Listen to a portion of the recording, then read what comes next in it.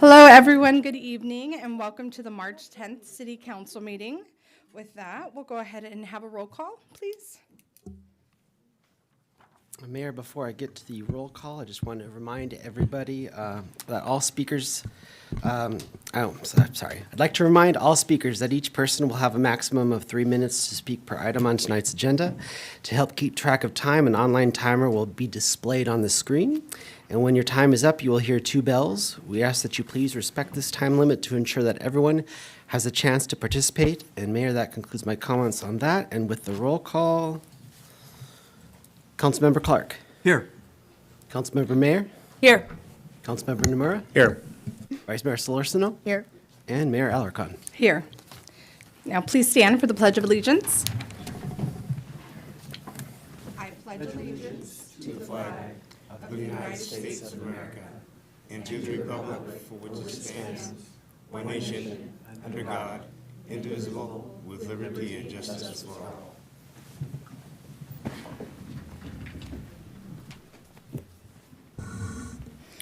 We'll now move on to introductions, proclamations, and presentations. We have a proclamation designating the month of April 2025 as Carpinteria Beautiful Month in the city of Carpinteria. I'll go ahead and open up public comment. And public comment will be for those that are, there'll be a special opportunity for those receiving the award in a little bit. Do we have any public comment via Zoom, Brian? Mayor, we have no raised hands. Okay, seeing none, we'll go ahead and close public comment. And I'll ask Councilmember Mayer if she can read the proclamation, start us off.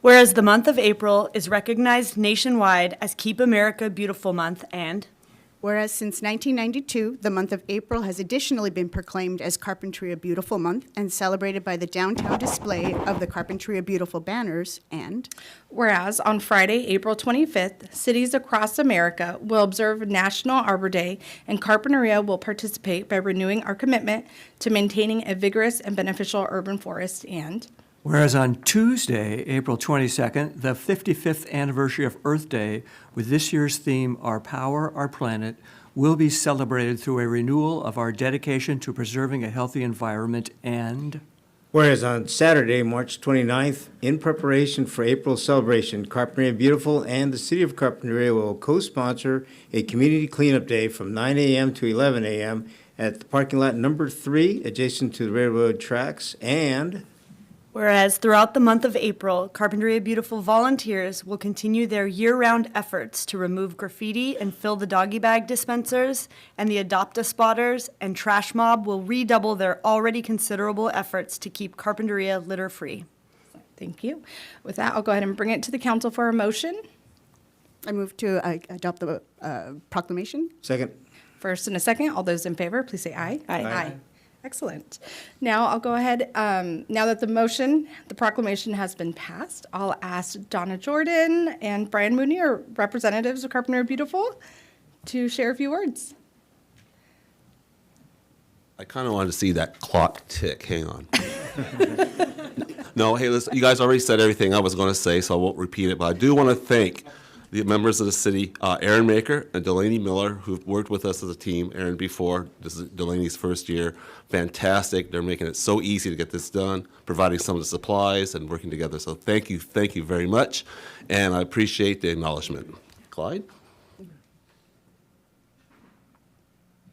Yes, in honor of Carpinteria Beautiful being declared for the month of April, and Arbor Day and Earth Day, we as Carpinteria Beautiful as a group hereby want to make a $500 donation to the city for the purchase of trees, maintenance of trees, and we hereby challenge the city to match this dollar amount. Thank you. And you can meet that goal by picking up recyclables on the side of the road every Sunday. So you can do it easily. Thank you. I'll make one comment, even though I wasn't going to. For our cleanup day on the 29th, I recall last year, we saw at least 2 of our council members participate. So we invite you all to come. Would love to see you there and help keep Carpinteria as litter-free as possible. Been working on this since 1992. We're still at it. and I think we do a pretty good job. So thank you. you for recognizing us. So I will ask the council to join me in a photo with you three. All of us.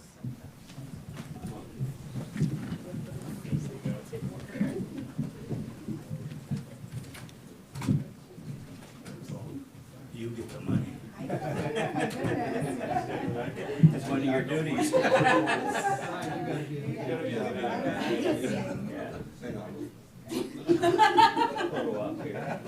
This is why they do the big checks.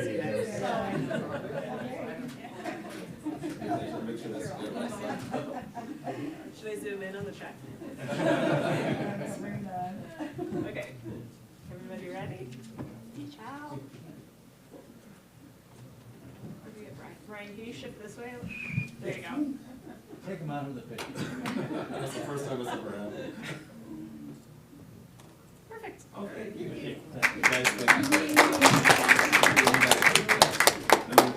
betcha. Thank you. Al? Hey, Clay. Yeah, thank you. Thank you. Thank you.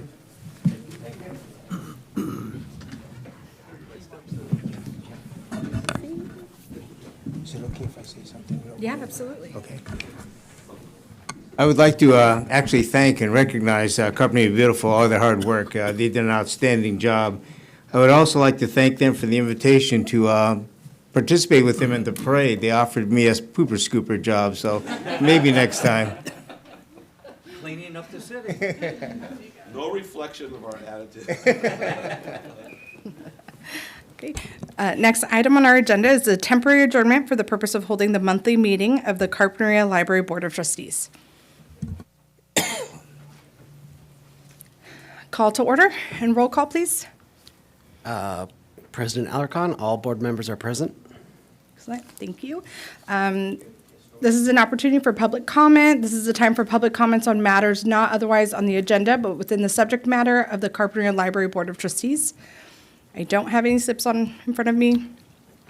Anything on And, Zoom? President, we have no raised hands. Okay, thank you. Number 4, which is introduction of new employee, Stephanie Colburn, Literacy Coordinator. Come on up, Stephanie. So I introduce Stephanie Colburn, who's been with the library about a month, 5 weeks, 6 weeks, something like that. And I've asked her to say a few words of introduction of her own. Thank you. And I'll take this opportunity. I'll say a few words in English and Spanish, if you'll allow me. So good evening, Library Board of Trustees. My name is Stephanie Colburn, and I'm the new Literacy Coordinator at the Carpinteria Community Library. My role there is to streamline and expand our current adult literacy program. For those of you who might not be aware, our library offers an adult literacy program where volunteer tutors help adults in our community to learn to speak, read, and write in English. While many of our learners are working to learn English as an additional language, the program also supports native English speakers who have never had the opportunity to develop their strong reading and writing skills earlier in life.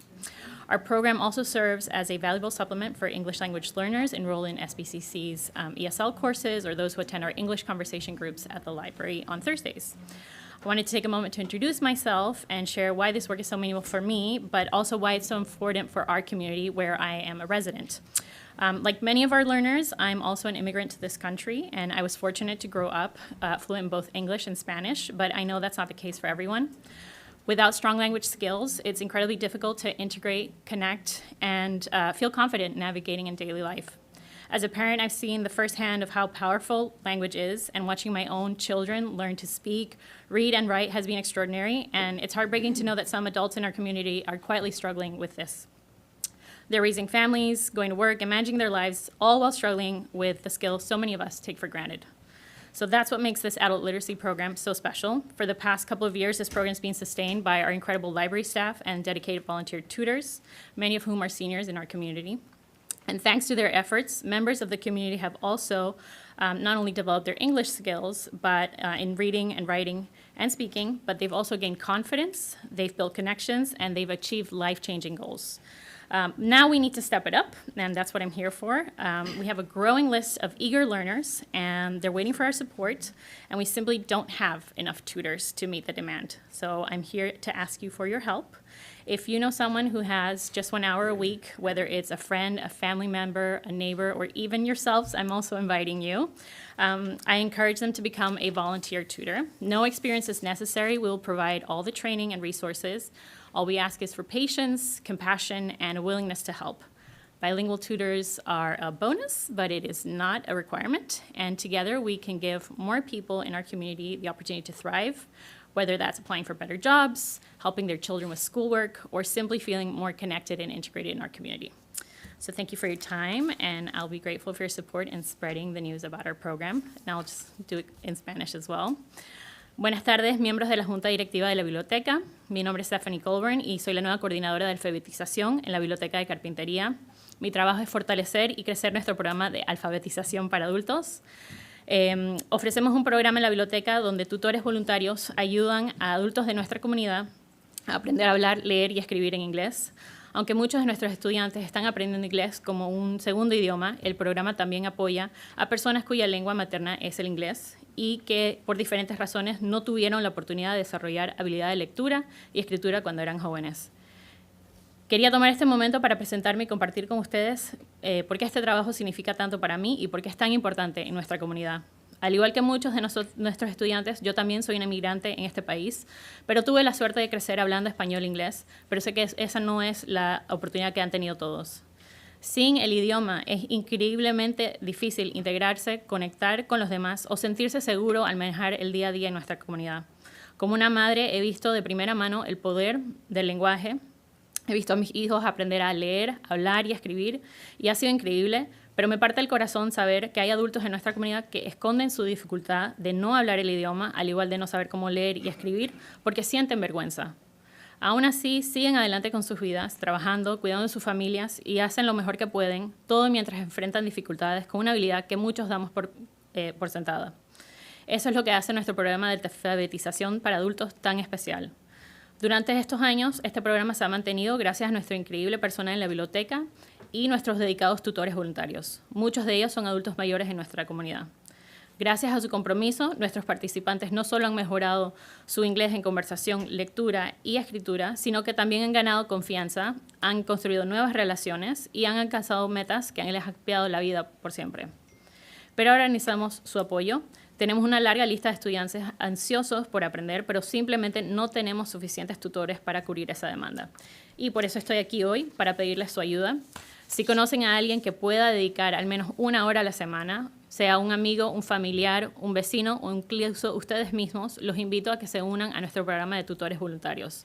No se necesita experiencia previa, nosotros les daremos toda la capacitación y materiales, solo pedimos que tengan paciencia, empatía y ganas de ayudar. Ser bilingüe es una ventaja, pero no es un requisito. Juntos podemos hacer que más personas tengan la oportunidad de salir adelante, ya sea accediendo a mejores empleos, ayudando a sus hijos en la escuela o simplemente sintiéndose más integrados en nuestra comunidad de carpintería. Muchas gracias por su tiempo y por ayudar a correr la voz sobre este programa. Thank you very much. Well, thank you, Stephanie, and welcome to the city of Carpinteria. And just to share a quick story. This is a perfect example of why I love this community, because now not only do Stephanie and I have our kids in the same classroom, but now you hold a position in such an important part of this community. So thank you. Thank you.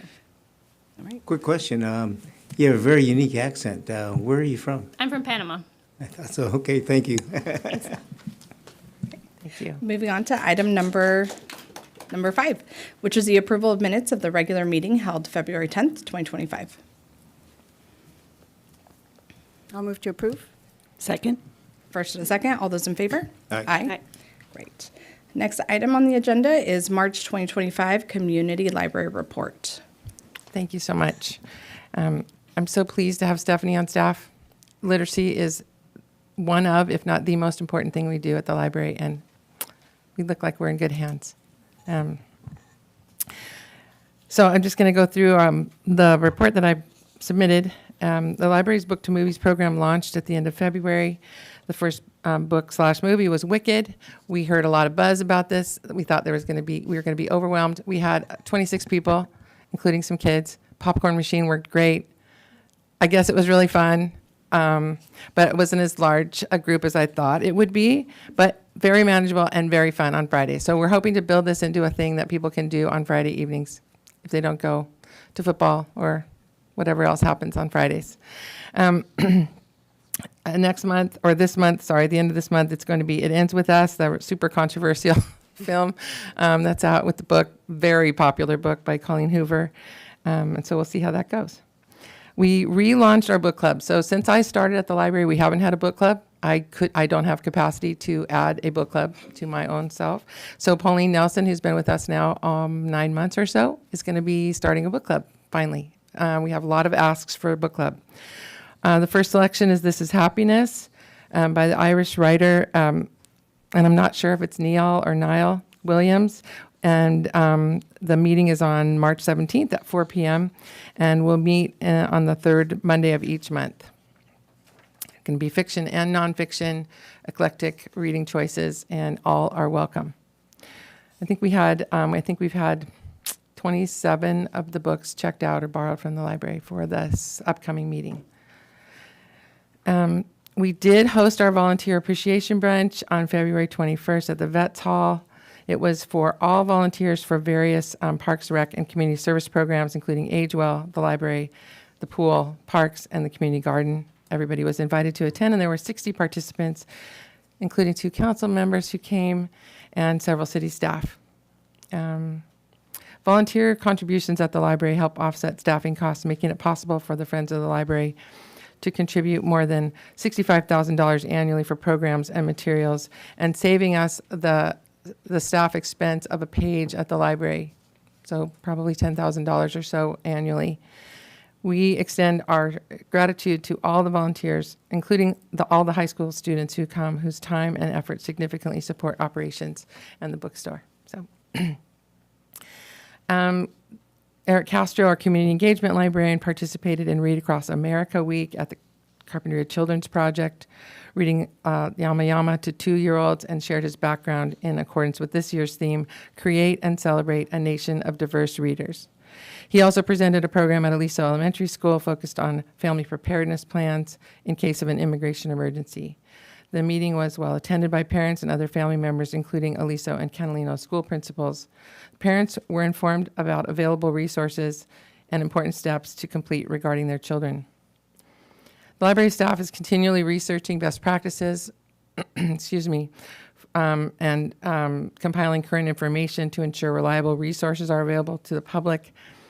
Additionally, local community allies and organizations have expressed interest in collaborating to support residents facing uncertainty. Excuse me.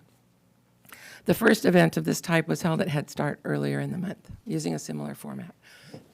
Excuse me. You have at your dais the book Solito. It is the Carp Reads selection for April and May. The Carp Reads is a one community, one book program. You have the first copies, number 1 through 5. It's available in print. It's available in audio, digital, ebook. And we have just got confirmation today that the author will be coming to Carpinteria. So on May 1st, we'll have the author here talking about his book. And we'll have other programming in addition to that coming out soon. We'll be calendaring that soon. In addition, the library is partnering with Vietnam Veterans Association on multiple events related to the 50th anniversary of the end of the Vietnam War, which is April 30th. We have a documentary being shown at the library, and we're reading The Women by Kristen Hanna for the book club, which is about nurses in Vietnam. And there's going to be, in partnership with the museum, a speaker, a Vietnamese man, who's going to be speaking about his experience leaving Vietnam. And then we are also planning for the upcoming summer reading program. This year's theme is space travel. And so looking forward to that. So I introduced Stephanie Coburn. Stephanie's position was made possible through an anonymous donation to the Friends of the Library, given in honor of John and Thelma Schmidhauser.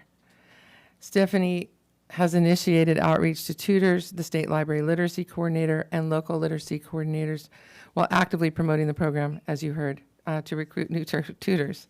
If you know Stephanie, you know she's going to want you. She's also gone to Santa Paula, the Blanchard Library, which has a model literacy program advised to us by the literacy coordinator of the state. And she's got some insight on their best practices and ways to set up and train tutors and set up our whole program. Let's see. As you know, we have initiated a strategic plan for the library. The plan is currently in progress. Aquila Manuel, as principal at the Door Consulting, did conduct a 6-hour planning session with library staff on Thursday in February 27th. The session included a SWOT analysis and further discussions to guide the strategic direction of the library. She also held a training for community asset mapping of the city, which is a more in-depth project than I imagined. And tomorrow, she's going to be meeting with the Friends and the Library Advisory Commission to do a visioning process. She and I plan to meet with my boss tomorrow morning to talk about perhaps slowing down this process, because my intent originally was to get this in your hands by May 15th, our meeting in May, before I leave. But I think that we do the process a disservice if we try to get it in under that timeline. So we'll be discussing it tomorrow, and I perhaps will be bringing this back to you next month with a revision of time. Okay, and then I've talked to you about how many people are coming into the library asking for things that are kind of surprising, maybe, and digitally, for digital support and technology. And so my story for this month is a patron recently called the library for assistance with an application to nursing school. Upon arrival, the patron appeared distressed, is how I put it. She was frantic almost, having struggled with for 2 weeks to upload a required file for the online application. She'd been trying all different kinds of ways to do this. And she had 2 days remaining before the deadline. And so she came in, and what she needed to do was scan the documents, not having a scanner at home and hoping she could use some other file format. We scanned the document, sent it to her email. She downloaded it and then uploaded it to the application. It really took us just a few minutes. And she was so appreciative. And I'm so glad that she thought of the library, that she thought to come to the library. So I just want to say again that we do tech all the time for people. It's a need. It's a real need. And so just really glad that we're there to do that. Included in the staff report this month are 3 policy updates. We have already brought to you the material selection policy. We just updated it in the fall. And just after we got this approved, the state came out with the law, Freedom to Read Act, which requires all public libraries in the state to have a particular language. And it's protective for libraries from book challenges. And so we had to revise that policy. And so that's in here with the new language, thanks to work with the Library Advisory Commission. And then the other 2 policies are they just needed updating. Our computer use policy was something that our IT team put in sort of when we first started and isn't what we want. And then the internet policy is just based on our experience for these last 3 years. And so we did the research, we put the new policies together, and they're here in your packet. And we will be adding them to the library website and putting them on the computer for people to agree to before they use the computer. And there's still a couple of other policies that we'll be reworking, but those are the current 3. And Glenn Birdwell, the chair of the Library Advisory Commission, is here if there's any questions about those policies. And that's it for my report this month. Thank you. Any questions from the council? Just two comments. I received some very positive feedback about the volunteer appreciation event. People Good. seemed very appreciative of it and felt appreciated by it. So Yay. I know that staff put a lot of time into the decorations and the food and everything. So Thank you. it was really great work. And then I just wanted to thank you and Eric also. You had mentioned his presentation at Aliso. It was something that our PFA board really supported, and the principal as well. And so just to know that our library is there as a resource for us to use when we need that support as a parent group. That was really, really useful, helpful, and very appreciated by us. So thank you, and Eric too. Thank you so much. I'll pass it on. Yeah. This may be the wrong place to ask this question, but you did mention you're leaving, and I was wondering what's going on with that process, and if it's been announced that the job is open. The job is not open. I'm sure that's my fault. I was given the job description, and I wanted to add a couple of edits. For example, the job description read that it was a sedentary position. I beg to differ. There were a couple of other edits like that, but and so I didn't get that back to my boss until I think Friday. And then she did mention that I need to give a written resignation, which I had not done. So that went in today. So I'm sure it's coming soon. Thank you. Any other questions? Nope. Seeing none, I'll go ahead and open up public comment. I don't have any public comment slips on my end. Anything on Zoom, Brian? We have no raised hands. Okay, I'll go ahead and close public comment. I'll bring it back to the council for a motion, please. I move to receive and file the community library report for March. Second. First and a second, all those in favor? Aye. Aye. Great. Next item on the agenda is new business and discussion. Anything for council members? Okay, seeing none, I'll go ahead and open up public comment. Anything on Zoom, Brian? No? None. Okay, I'll go ahead and close that. And we'll move on to item number 8, which is the adjournment of the Library Board of Trustees. Thank you.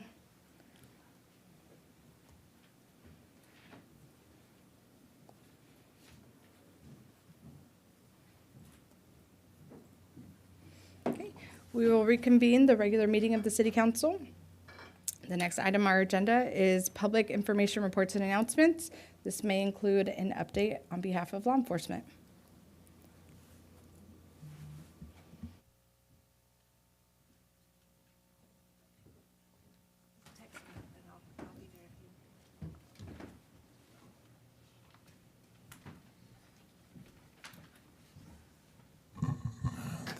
Thank you.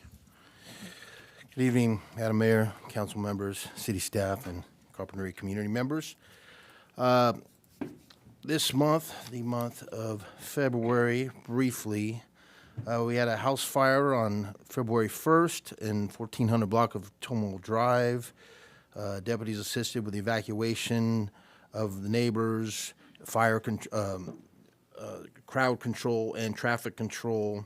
The home was deemed a total loss, and the family was housed by the Red Cross. On Wednesday, the 12th, we had an embezzlement and a grand theft. Here, the suspect opened accounts and stole over $100,000 from her boss and employer, a business based out of Carpinteria, and the suspect had a prior embezzlement conviction, which sent the suspect to prison before, so that report has been sent off to the detectives. We also had on the 18th, vandalism, a report of vandalism, vandalism investigation at a restaurant on Linden, and it was gang-related graffiti. And then on the 20th, we had another embezzlement. Carpinteria business called to report an employee had been embezzling money, nearly $600,000 from the company for years, and that was forwarded to detectives as well. For our community outreach, Deputy Pereira on the Elder Scan presentation has finally set a date of April 3rd for the English presentation, and then the Spanish presentation is to be announced. They have to set a date for that still. And we had some recent meetings for e-bike safety, so we're going to postpone that for a little bit till we get the presentation, the PowerPoint kind of all squared away, so that'll be coming as well. We still have a coffee with the cop that we have to schedule as well. And our case overview for detectives, the current active cases that the detectives are working out of the city of Carpinteria is 16.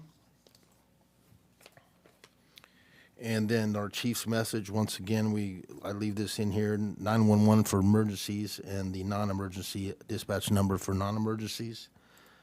We had a graffiti, that one case I mentioned, but we've had multiple cases this month, at least 9, regarding reports of gang-related graffiti.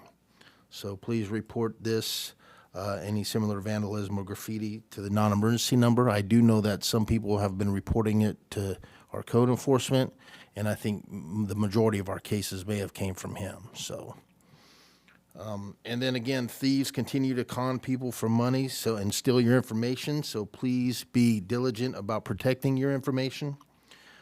Do not give out your personal information over the phone, especially incoming calls.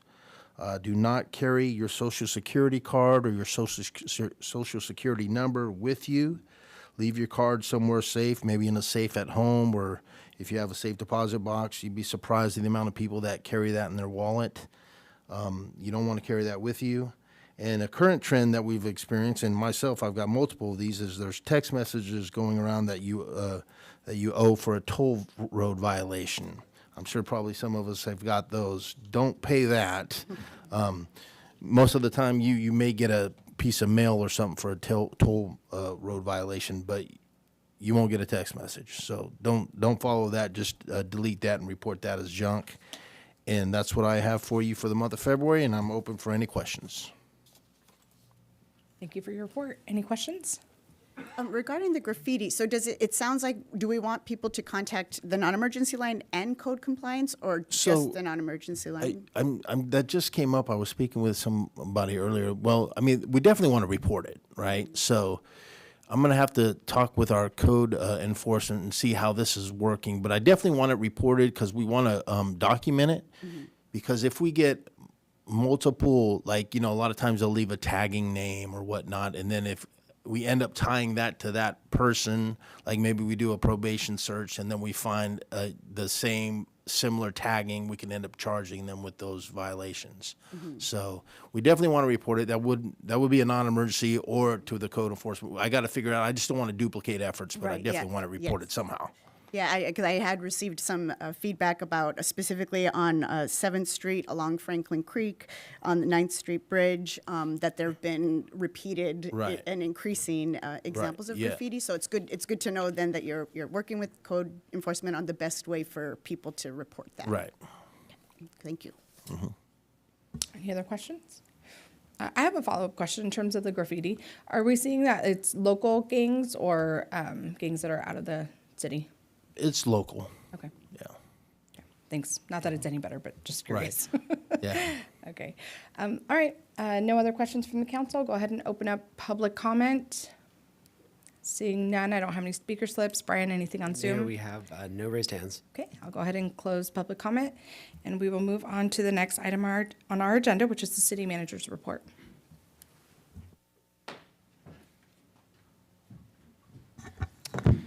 Yes, Mayor, Council, and community members, just have a short city manager's report today, and still won't cover everything, so I encourage people to look at that, and if there's any questions, happy to answer those or agendize those for a future meeting.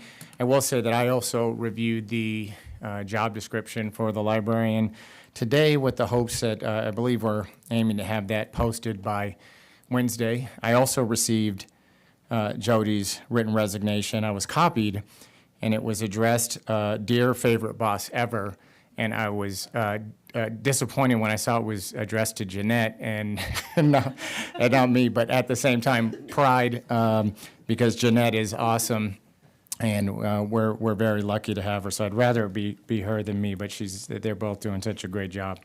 The recruitments that we still have the finance manager position open. That deadline was extended until March 9th, and so that's open. We have a library technician part-time position that's pending background from an existing eligibility list for a candidate, and the principal planner position, which I believe we're doing interviews today. And so no other new employees. for updates on capital improvement projects. On February 26th, good news, the city was informed by the California Department of Transportation about a project being selected for receiving state aid grant funds in the amount of $342,000 from the Highway Safety Improvement Program, Cycle 12. The funds will be for the construction phase of the Carpinteria High School Crosswalk Safety Improvement Project, which is estimated to cost around $380,000. So that'll cover about 90% of the construction costs, with the remaining portion coming from our development impact fees. So very exciting news there. We also had the Age Well 50 Sock Hop Dance. There's some really cool pictures in the CM report I encourage people to look at. And then lastly, not in the report, and it won't be heard until tomorrow at the Board of Supervisors meeting, they have an agenda item to approve a special meeting to be held actually here in the council chamber on Friday from 12 to 1:30. And the purpose of the meeting is a community forum listening session regarding cannabis odor abatement. So they'll look to approve that tomorrow. And then if, again, approved, which I assume it will be again hosted here beginning at 12. And I'll get some more information out to your council. In typical fashion, it also says Roy has volunteered to bring snacks. So there will be snacks here for that meeting. And that's it for me. For my report, happy to answer any questions. I did forget. You were supposed to poke me. One quick thing. We have to our legal counsel. Jenna has a quick introduction to make. Great, thank you all. Council members, through the mayor, I do want to quickly introduce a recent addition to the city attorney office team, Justin Bogda. I think he's sitting, there he is. He recently joined Brownstein after graduating from Harvard Law School in 2021, and then he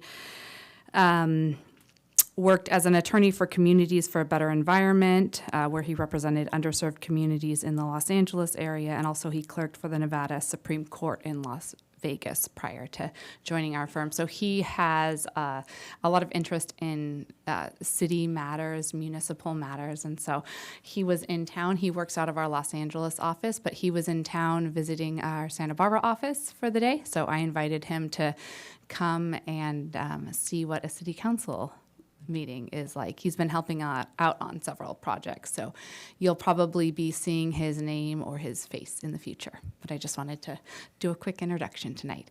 And then you'll also, she's not here at the moment, but there's another associate, Paige, who is also from our Los Angeles office, and she'll be joining me up here for our resolution. I'm blanking for words right now, confirming our continued compliance with SB 54. So I think that's the last item on the agenda this evening. Thank you. Questions? Yeah, so for the Carpinteria High School Crosswalk Safety Improvements Project, just for the public's awareness, what next steps can people expect to see? It sounds like we got that funding, which is great. Do we know when the project will be starting or what'll happen first, just so people can be aware? Yes, Vice Mayor Solorzano, great question. I was looking around to see if John was in the audience. I know I'm sure will be here shortly. And if he comes racing around the corner, I'll be able to give you some of those details. If not, I will follow up either later through an email or later this evening. Okay, great, thank you. Any other questions? Nope. Okay, I have a question, actually, request. I know the council received a public comment regarding e-bikes, and the chief alluded to the recent special meeting regarding e-bikes. Would you be able to just inform the public a little bit of what the city and its partners have been working on? Yes, Mayor. So on, I think it was last Tuesday, we met. It was the city council members of the superintendent and principal from the middle school, from the school district. We had state parks.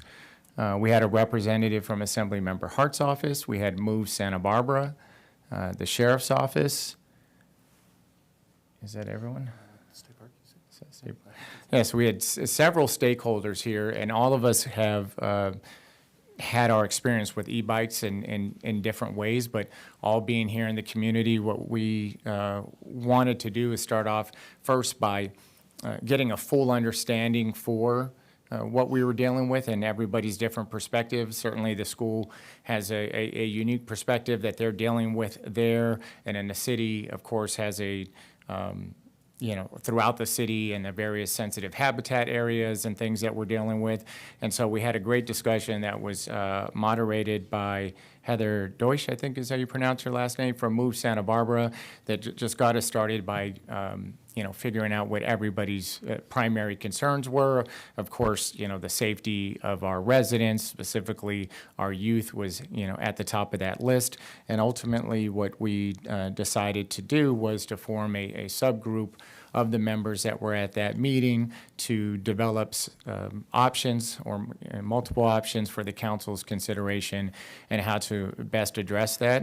Some of the things that we learned at that meeting is that there's just a number of different ways to approach it. There's certainly things in terms of enforcement, but enforcement needs to be paired with education, and then as well as engineering and things that we do throughout our city to make it more safe and realizing the different things that we talked about, like the various shortcuts and reasons why people use certain paths that we may or may not want them to use. And so we looked at all of that information, and we'll look forward to convening that subcommittee and coming back with options for your council's consideration.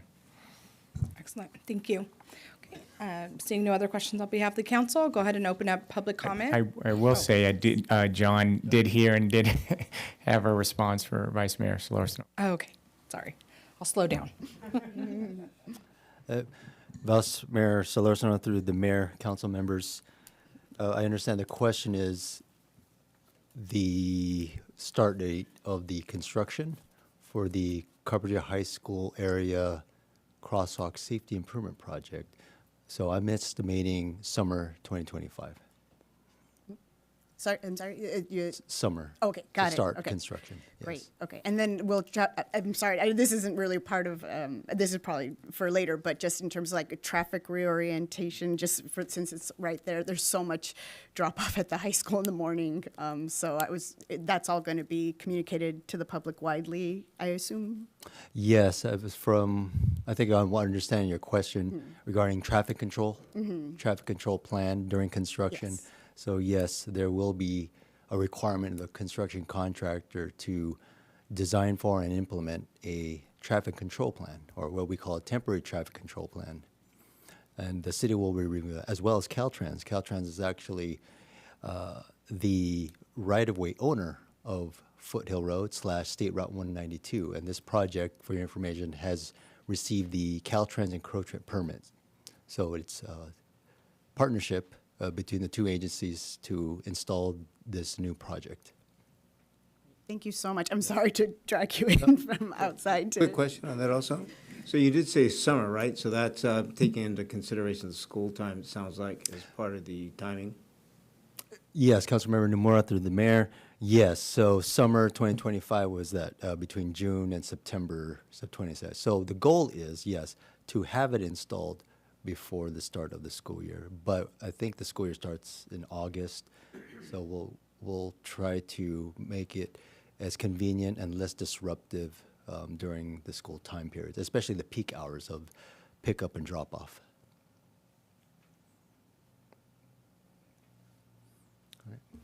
Okay, no other questions. I'll go ahead and open up public comment for the city manager's report.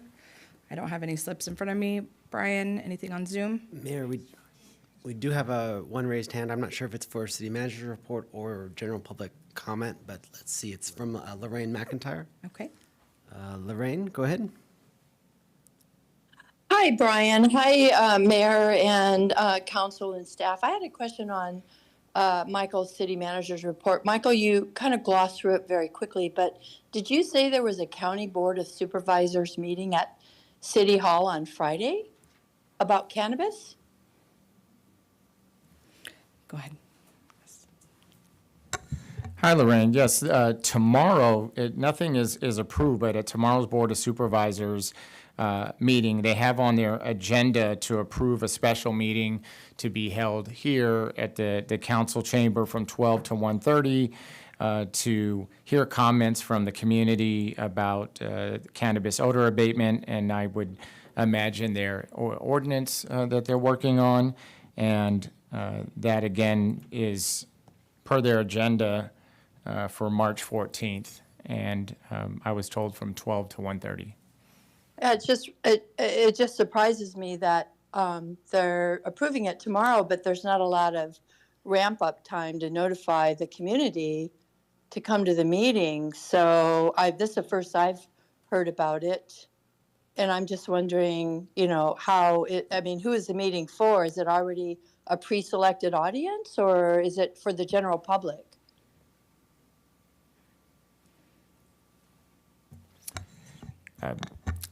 It's open to the public, being a public meeting, and unfortunately regarding the marketing of the meeting or getting the word out, I'm unable to comment, but I will certainly pass along your questions to our supervisor, and the city would be, of course, happy to assist with getting the word out to our various community members about the meeting once it's approved. Thank you. Thank you, Lorraine. Okay. Seeing none, we'll go ahead and close public comment. We do not have any planning commission action items. So we'll go ahead and move to the public comment on matters not on the agenda. I have a few speaker slips. So Mike Damron, Rich Medell.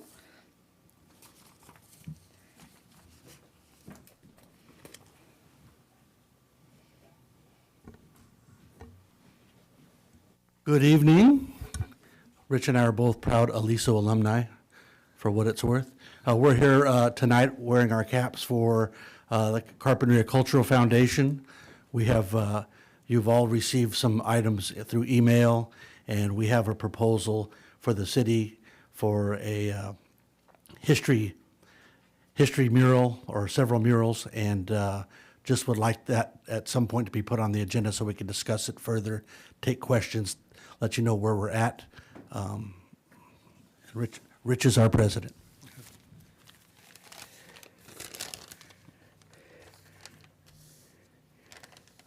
Madam Mayor, City Council, and city staff. Rich Medell, live at 3950 Villarreal in Carpinteria, and the president of Carpinteria Culture Foundation.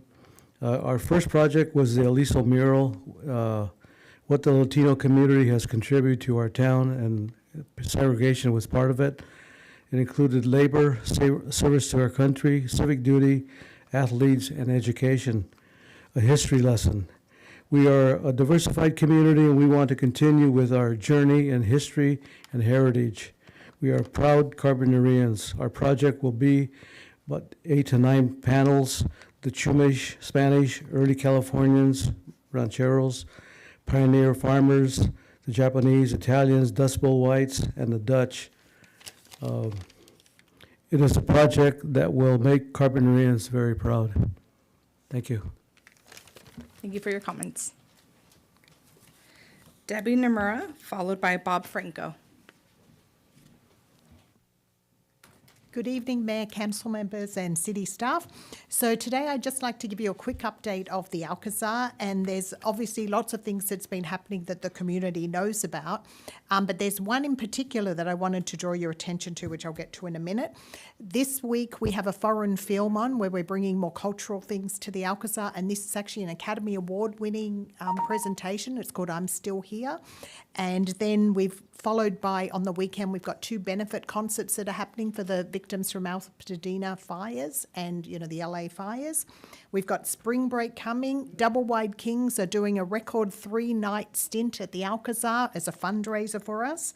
And the one that I wanted to draw your attention to is our Community Matters event. And if you recall, last time a gentleman was here a month ago and he was talking about the new bicycle trishaw program that's coming to Carpinteria. This month we've got one which is Carpinteria and its wildfires, Be Aware and Prepare. So this is a free community event, and it's being presented by the Carpinteria Fire Protection Services. So I'm just bringing awareness to that particular event and hope people can make it. Thank you. Thank you. Bob Franco, followed by Crystal Echevarria.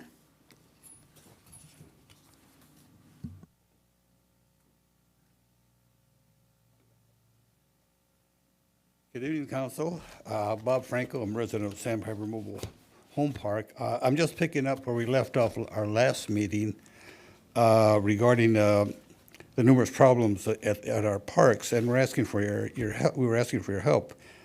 The help I'm seeking consists of an official city signature on a legislative legislative proposal research guide, which I will fill out and submit to the city managers for the city's approval. The legislative proposal consists of 2 short pages as to why legislation is necessary. If you approve, then merely sign off on the proposal, and I will forward to Senator Monique Limon's office, and it goes from there. I don't know if you don't approve, then it goes to her anyway. To recap, the proposal we see consists of giving city inspectors authority to approve projects such as replacing hot water heaters, AC units, salt water units, electrical upgrades, and things of that nature within mobile home parks inside the city limits. Otherwise, residents are forced to deal with the myriad of park rules and overstressed, understaffed Department of Housing and Community Development. This appears to be a simple solution to a very serious problem, and we have been forced to deal with for decades. We need to make our legislative leaders aware of these very serious issues if we are to resolve them. I see I have a couple minutes left. I'll give you an example of what of how to replace a hot water heater in a mobile home park. First, when a hot water heater needs to be replaced, the homeowner must get a detailed estimate and information from a licensed plumber. The homeowner must then fill out a mobile home park form, home site improvement request, that includes plumber estimates along with a detailed description of the work to be done. These forms must be sent to the park manager for approval. This could take several days.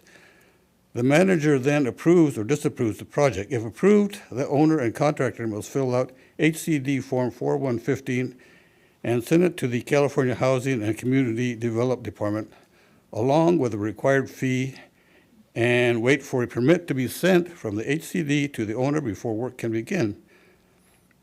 Again, this could take several days. After the work is complete, the owner must contact HCD, make arrangements for an inspector to drive up from Riverside office to inspect the project. If the inspector approves the project, then it's done. If he does not, then the owner must correct the problem and arrange for another inspector at an additional fee.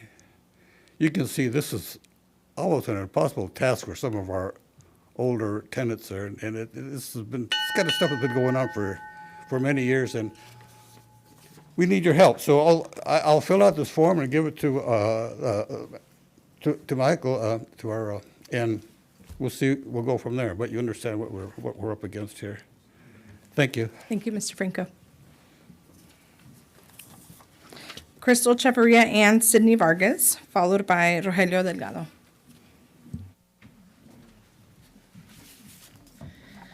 Good evening, City Council members. My name is Sydney Vargas. I am the current intern for Future Leaders of America, the Carpinteria region, and we just came here to sort of inform you guys. You guys recently passed a smoke-free multi-housing unit ordinance. Sorry, and we are just handing out the brochures. This ordinance was passed last July, and it will go in effect on July 1st. So we are passing out brochures in both English and Spanish, and we are also following that with a frequently asked question form on what the causes of secondhand smoke are, along with a red card for anybody who needs their rights and everybody who just needs one in their pocket or knows someone that may need one. So I have a few of those for you guys. And then I'll be translating in Spanish. Hola, mi nombre es Cristal Echeverría. Soy un estudiante en la escuela de Carpinteria High School.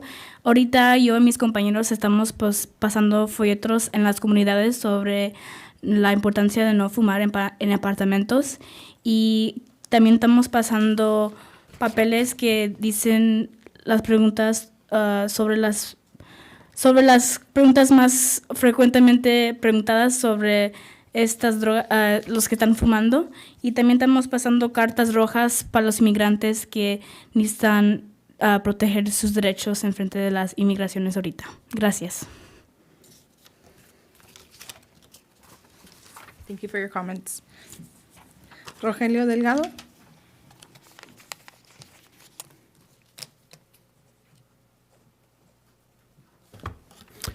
Thank you. Rogelio Delgado, Carpinteria resident.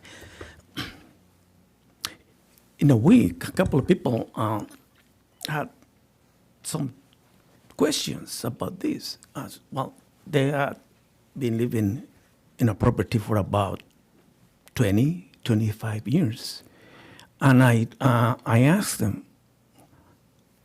have you filed a living trust? They said, no. I said, why not? Well, I have a mortgage. A revocable living trust is for people who have a mortgage. They didn't know. They acted right away. On a revocable living trust, you can name your children or anybody else. That cannot be your children, anybody else. It's your own decision. Revocable living trust, but basically is that there are instructions to the judge. We want our children to sell it right away, to rent it, to donate part of the money to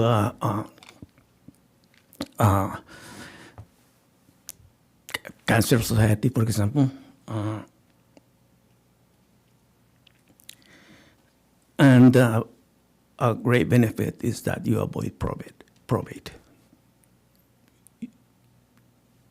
You do not have to hire an attorney.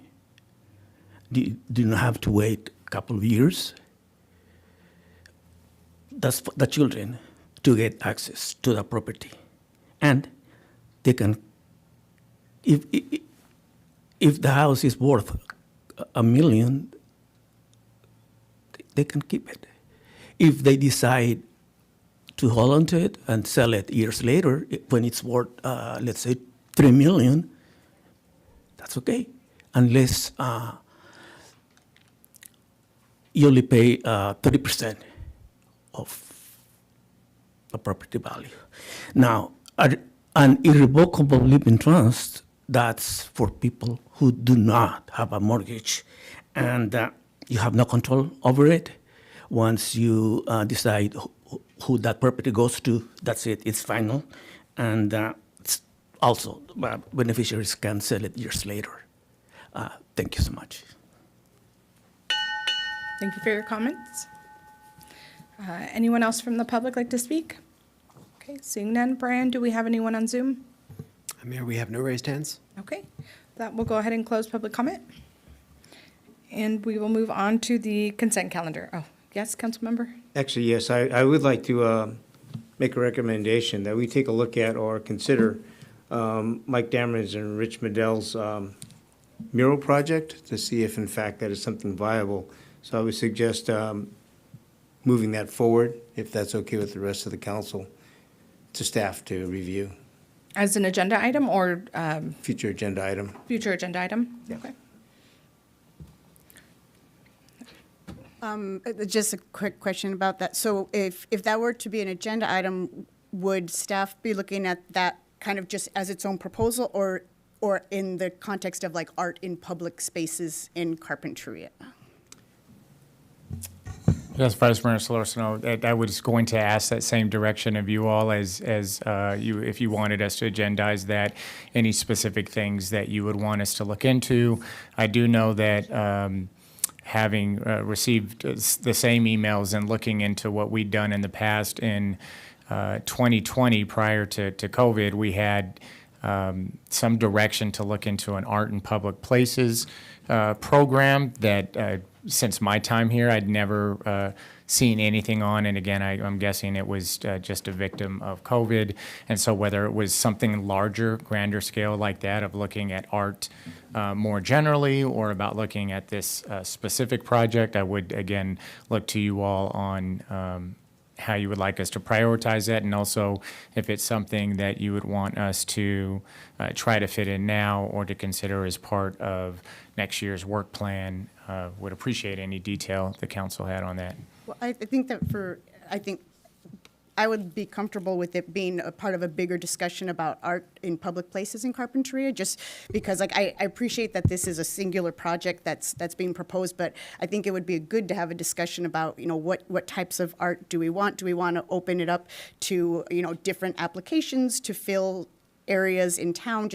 And I'm sure we want to have a very robust public feedback process so that the community can weigh in on what their concerns or interests or ideas are too. So at least for me, I would feel comfortable with it being a broader topic of how the city is going to approach proposals of art in kind of the public eye.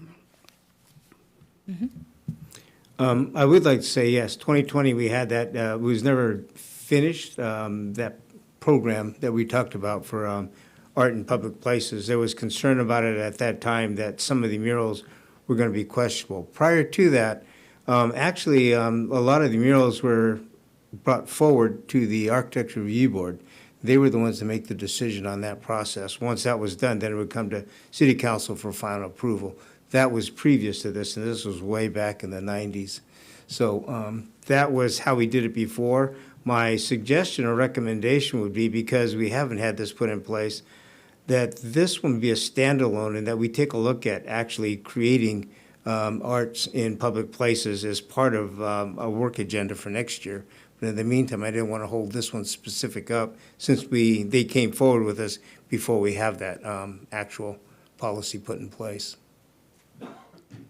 I can appreciate that, and I'd like to hear what the other colleagues have to say, but my only concern would be that and I understand that with this proposal, part of what is a benefit is that they have funding for it already, so they're not requesting funding from the city.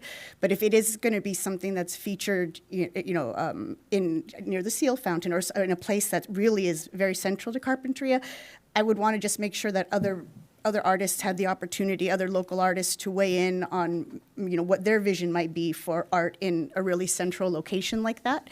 And I wouldn't want to make it, I'd be concerned with the perception of if somebody comes to council with money for, a piece of artwork or a sculpture or something, that they would kind of skip the public feedback process. And which isn't to say that I don't think that this would be a good project. I just think I want to be really cognizant of the fact that I would want the public to really have a chance to weigh in on it, to give their suggestions, maybe have some workshops, since this is going to be such a publicly facing piece of art.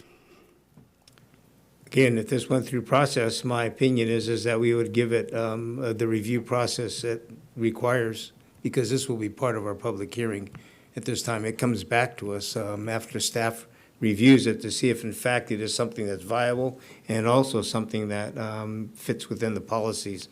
Public will have plenty of time, because we won't make that decision until public actually has voiced their comments on it before we even approve it. Through the chair.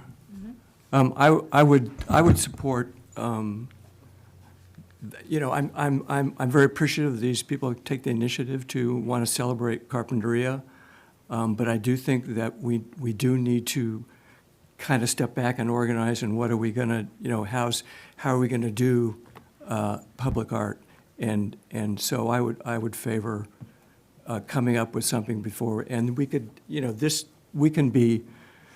people can be working on this on the sidelines or somewhere else, but I think we do need to figure out how we're going to deal with public art before we go forward with any more projects.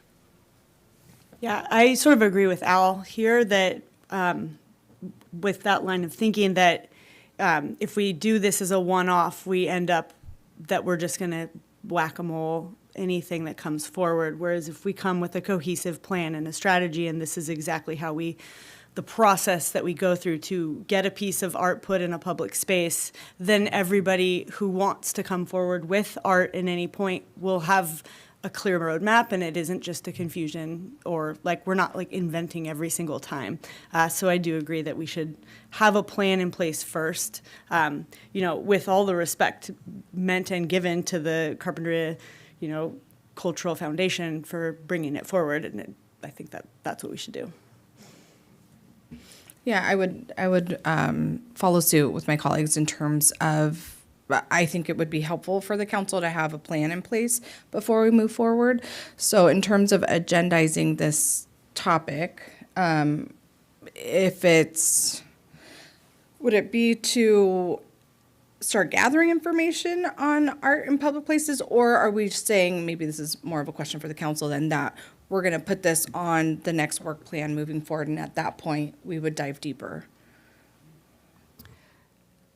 Mayor Alarcon, if I could jump in, council members, I think I agree with the direction that the council is taking from a legal standpoint. I think before we start condoning or agreeing to or sponsoring public art in certain public spaces, we want to have a policy in place for specific free speech and First Amendment purposes. And so something that staff can do in the meantime, depending on what your timeline, your directed timeline is resurrect that art in public places policy and bring that back to the council, whether it's at a future city council meeting or at an upcoming work plan.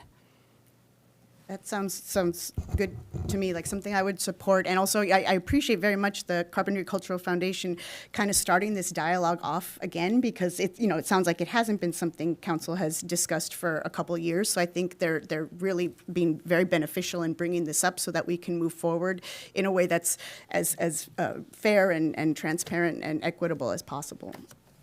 The policy is going to be the basis, and so maybe there's some other jurisdictions who have, have more robust programs, and that we might peek at.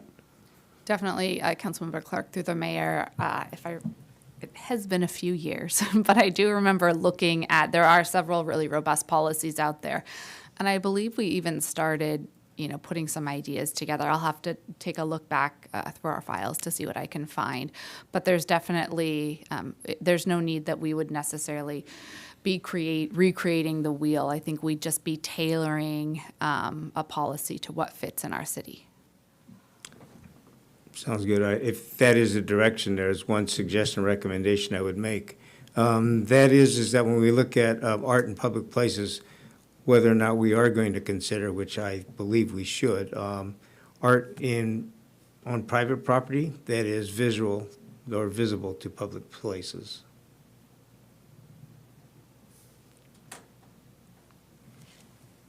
Councilmember Namura, through the mayor, if I understand correctly, your request is for the art in public places policy to also include a section on art on visible art.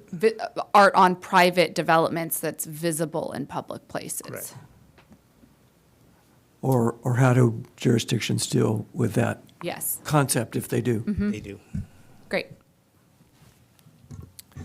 And Mayor, so if I'm hearing correctly, we won't necessarily agendize this for a future meeting, but we'll have a discussion with our management team about how best to, which department would lead this or work with, a couple different departments and bring this back to your council as part of our goals and objectives for the council's strategic plan for the next 2 years, and you would have the opportunity to approve it at that time.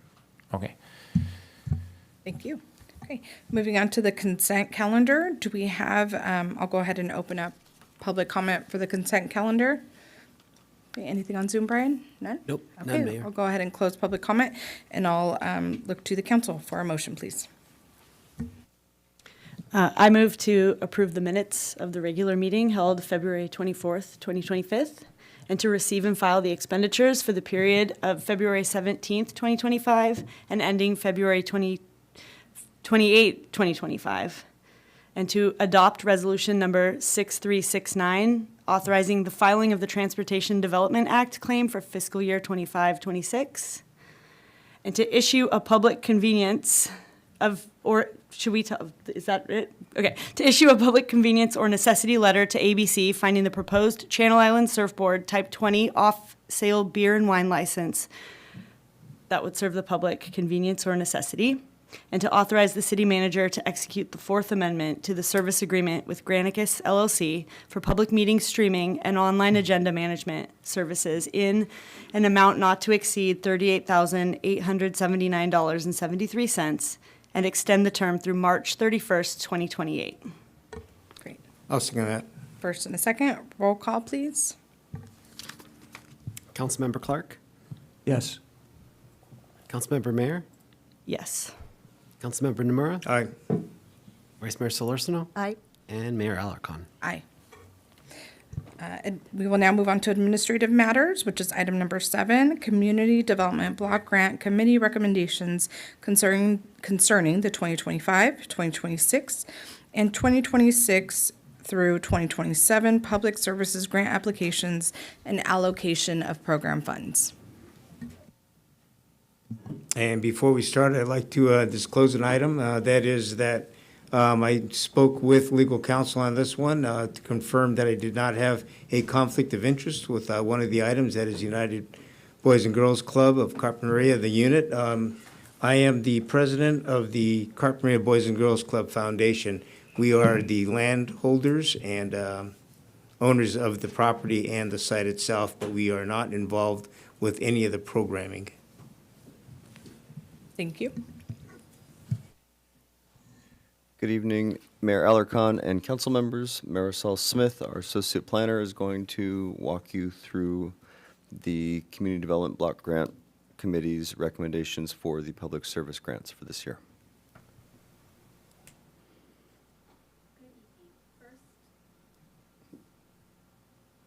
First, I will start off with some background information. For the Community Development Block Grant, funding is made available by the U.S. Department of Housing and Urban Development. The City of Carpinteria, along with Buellton, Solvang, and unincorporated areas, are part of a partnership. And the Santa Barbara County is the lead agency, and they administer the grant. The county looks to our council for a decision on how to use our funds. And to help with this decision, the city has a committee, and the committee reviews the applications and makes a recommendation back to our council. This year, the committee reviewed 4 applications with an estimated amount of funds at $14,600 for this upcoming year. This year, the county is transitioning to a 2-year funding model. So the applicants will be offered the opportunity to renew at the end of year 1.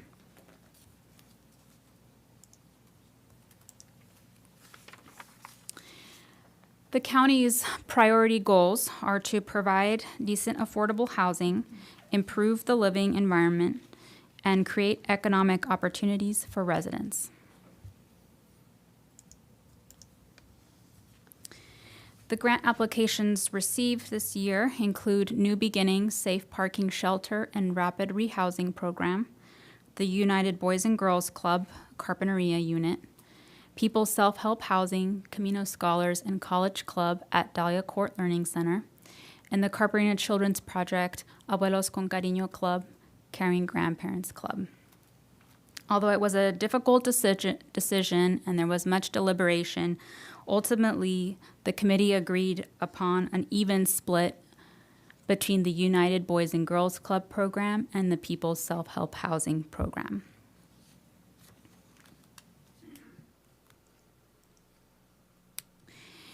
So based on the estimate that the county has of 14,600, a 50-50 split would mean about $7,000 for each program. And the county, after evaluating them at the end of year one, would offer them an opportunity to renew for a second year. That concludes my presentation. If you have any questions or questions on how it was previously allocated, I'd be happy to answer any of those questions. Any questions? Yeah, so how does the county determine the amount of funding that goes to the different cities or localities? Because it looks like in the staff report that our portion has declined over the years, and is that something that is happening, countywide, or how does that determination happen? Do you know? Thank you, Vice Mayor Solarsano, and through the mayor. So the funding amounts that each jurisdiction qualify for, I think, are actually calculated by HUD, so at the federal level. And I think there's a couple phenomenon at play that dictate, how our dollar amounts change year over year. I think when there's large changes in the dollar amounts, that's probably from, allocations to this program changing at the federal level. So if the pie gets smaller, then the overall, amount of funds that can be allocated to each jurisdiction will shrink with it. And then also, I think year over year, the kind of more subtle fluctuations you see are based upon the inputs into the formula that HUD relies upon. So different factors go into the calculation, like population size, poverty rates, factors on overcrowding in rental units. And so, if we're seeing, as we have been seeing over the past several years, kind of a small gradual decline in population, for example, that might have an impact on what our overall annual allocation is. Got it. Thank you. That's really helpful. And then, do we know what some of I saw that the vote was 2-0, and they were all really good projects. Was there any information about how the committee decided on those two? I know that some of the projects, serve a greater number of people or different constituencies. So, is there any information on that? Vice Mayor Solarsano, this was a tough one this year. The committee spent quite a bit of time in deliberations on this, with only two committee members, trying to arrive at a consensus on where they wanted to go with the limited funds. And the committee recognized that all four of these applications were for great programs and were very deserving and, likely met all or most of the criteria. It seemed like where some of the, kind of prevailing thoughts finally landed was, that historically and this year as well, the emphasis has been on promoting or supporting programs that are focused more on the youth and children. And I think also in the case of the New Beginnings program in particular, there's a little bit of ambiguity in terms of how this funding request related to the city's larger contract supporting the safe parking program. And we weren't clear on whether this was somehow supplementing that program or providing some kind of additional service that was beyond what the city already contracts for. And we couldn't answer that question at the committee level, and so ultimately I think the committee felt safer going with Boys and Girls Club and People's Self-Help Housing. Great, thank you very much. And then just one last clarifying question. So the program is now transferring to a 2-year cycle instead of a 1-year cycle. So that means that the recipients will have the chance to renew after 1 year, but they're pretty much like slated to get 2 years of funding. Is that right? Council through the mayor. Yes, that's correct. So they will be evaluated, which is what they do every year. The county evaluates all the programs. They get some kind of report on how they did.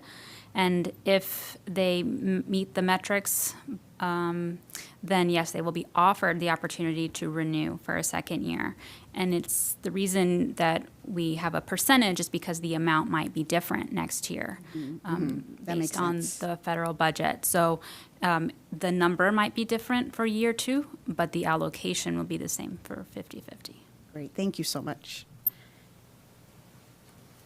Any other questions? Okay, seeing none, do we have any public comment? Seeing, I don't have any green subs, but anything on Zoom, Brian? Mayor, we have no raised hands. Okay, we'll go ahead and close public comment, and I'll bring it back to the council. I'll move to allocate the 2025-2026 CDBG Public Services Grant funding equally between the People's Self-Help Housing's Camino Scholars and College Club program and the United Boys and Girls Club's Carpinteria unit as recommended by the CDBG committee and with the option to renew for the 2026-2027 grant period. Second. We have a first and a second. Roll call, Brian, please. Councilmember Clark, Aye. Aye. Councilmember Mayor, Aye. Councilmember Namura, Aye. Vice Mayor Solorzano, Aye. and Mayor Alarcon. Aye. Quick comment, I would like to say that on behalf of the Boys and Girls Club, they actually have in their registration over 60% of the people, students that go there are living under the poverty line. So it's a great asset that we're giving to them. I just wanted to say that because I've seen the numbers. Thanks for sharing. Next item on our agenda is item number 8, which is the 2024 Housing Element Annual Progress Report. Implementation status of housing element goals, policies, and objectives for submission to the California Department of Housing and Community Development. Thank you, Mayor Alarcon. We've got Senior Planner Cindy Souter and Assistant Planner Megan Musoff here to walk you through this year's annual Housing Element Progress Report.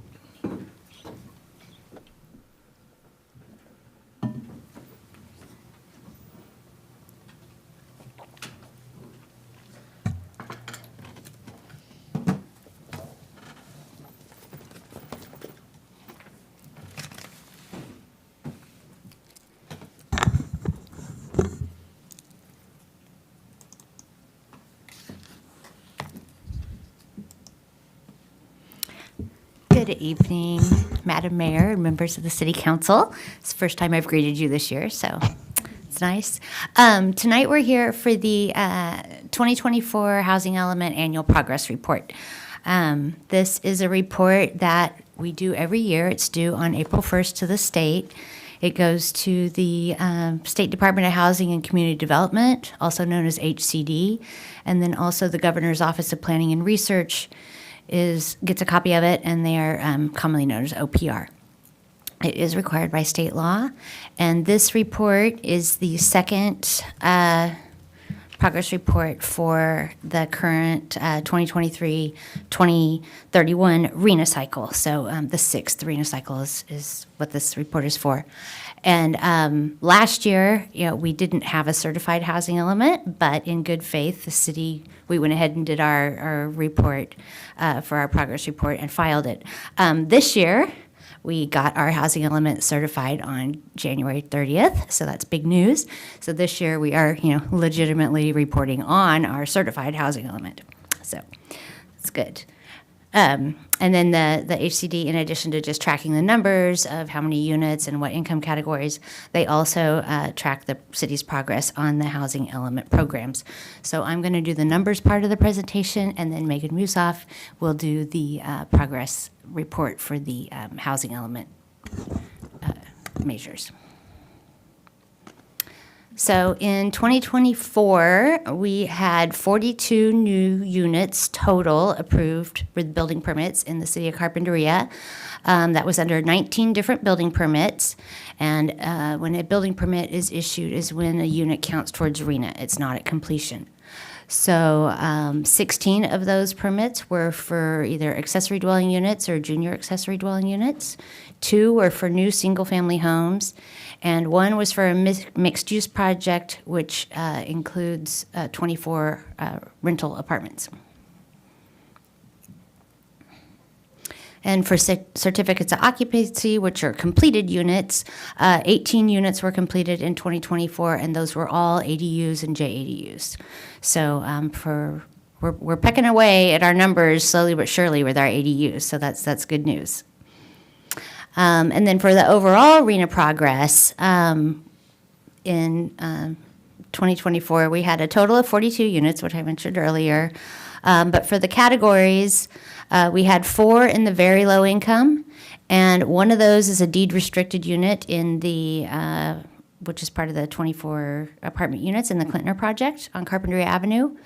3 of those are non-deed restricted ADUs. Because when a ADU application comes in, it's completely voluntary. But if the property owner wants to disclose their anticipated rent, if it's going to be a rental unit, they can disclose that on the application, and then we check the numbers. And if the anticipated rent falls in one of the affordable income categories, we can count it as a unit. So 3 of the ADUs out of the 16 were considered in the very low income category based on what the owners provided.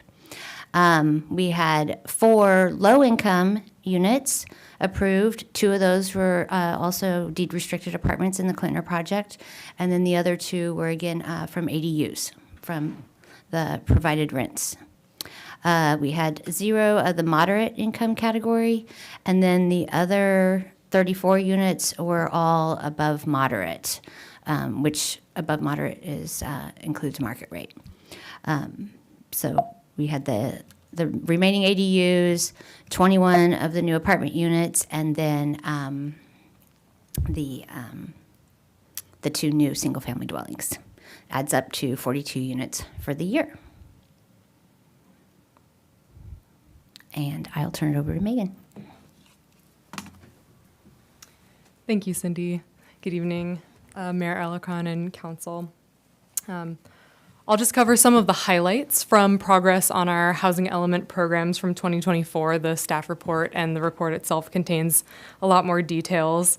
But starting off with Program 1, which is adequate sites to accommodate regional housing needs, also known as our housing element rezones.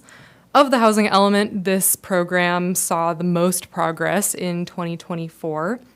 Your council approved ordinance numbers 788 through 791 in December of 2024, which collectively rezoned 19.83 acres to a new residential mixed use or RMU zone district. And these one of the ordinances also created a set of objective design standards that would apply in this new RMU zone district and to other specified residential projects.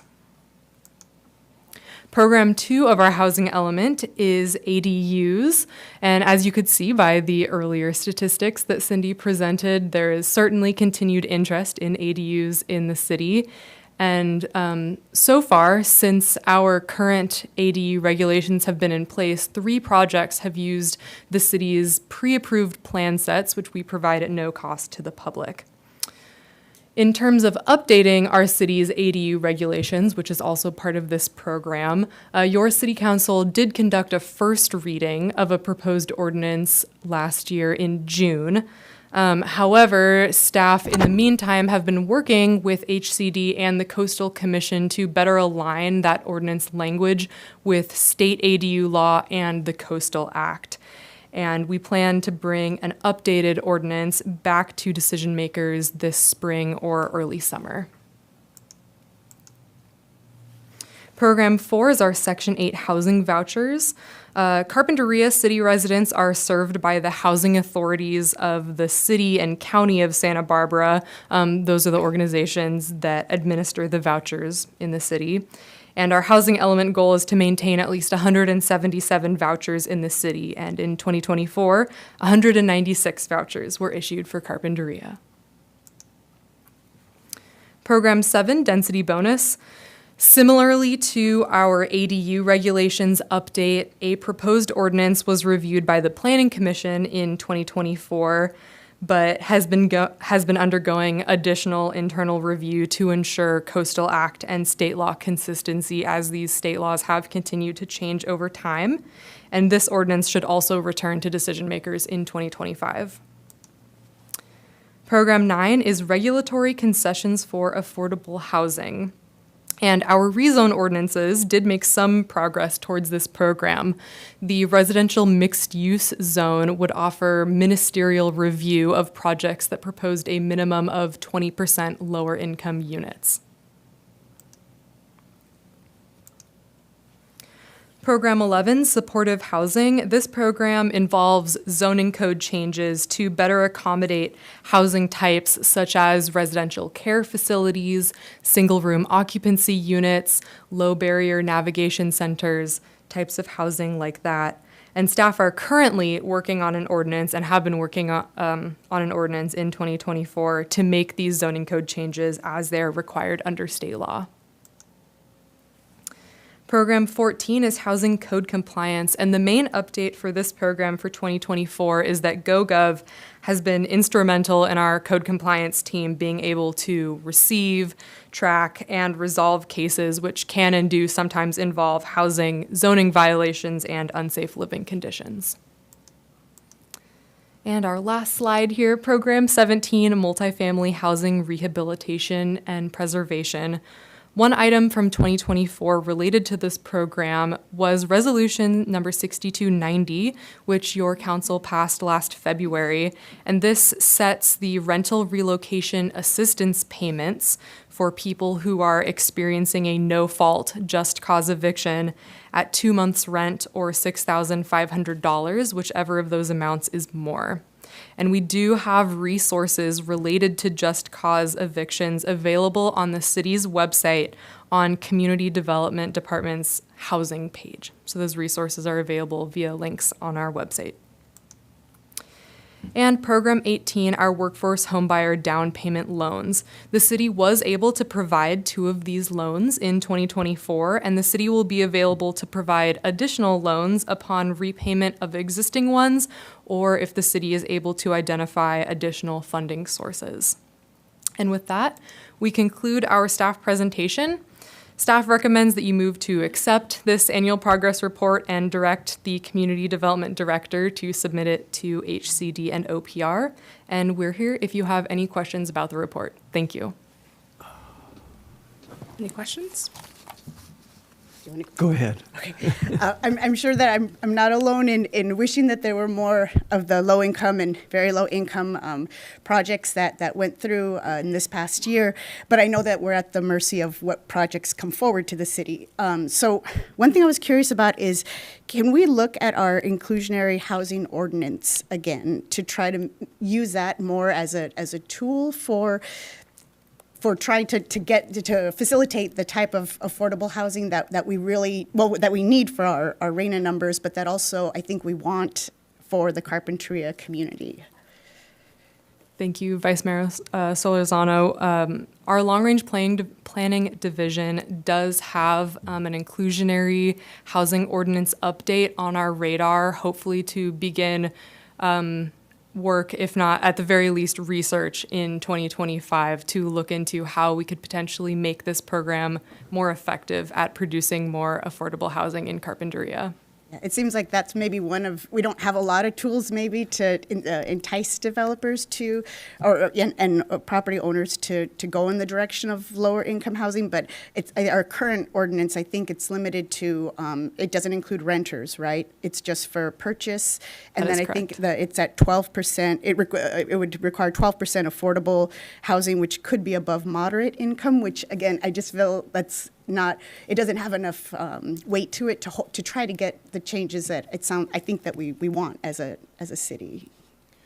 Vice Mayor Solorzano, we're in complete agreement with you. That's something that we've identified that we want to tackle as part of the housing element, is to go back and take another look at the existing inclusionary ordinance, revamp it, find out if there's the opportunity or the support to change what income categories we are requiring for inclusionary units, and also to look at opportunities to expand it to rental units, as Megan said, and both of those things, would on a very small scale, right, kind of project by project scale, at least help add to the number of affordable units that we would get with each multifamily project. So it's not, it's not the sole solution, but it can be part of a bigger, strategy to help produce some additional affordable units in the city. Thank you. Thank you. Sort of on the same topic, looking at the table that we just had up of the progress, it looks like low income and very low income housing is 46% of our 901 units, and at the current rate we're at 15%. So what happens when we get to the end of the RENA cycle and we don't have all the very low income and low income requirements met? And will that one tool get us that very large number of shortfall? Through the mayor, Councilmember Clark. And what else can we do? That's a big I'll question. I'll stop there. Yeah, the first question I can tackle. The second question is the big one that, you know, I think we're all still trying to come up with an answer to. In terms of the RENA number and the different number of units allocated to the different affordability levels, I think the important thing to remember is that these are targets, right? This is what we have to plan for. The RENA allocation process itself doesn't require the city or local jurisdiction to produce these units. The jurisdiction just needs to create the policy framework through zoning regulations, incentives, you know, concessions, what have you, to help support the production of these units. At some point, right, this is outside of our hands, and it's in the hands of the private market to decide what type of projects they pursue. That being said, there are other state housing laws that do have the potential to apply penalties on local jurisdictions if they're not making adequate progress on their RENA. It's not clear to me what adequate progress means. I haven't ever seen that spelled out.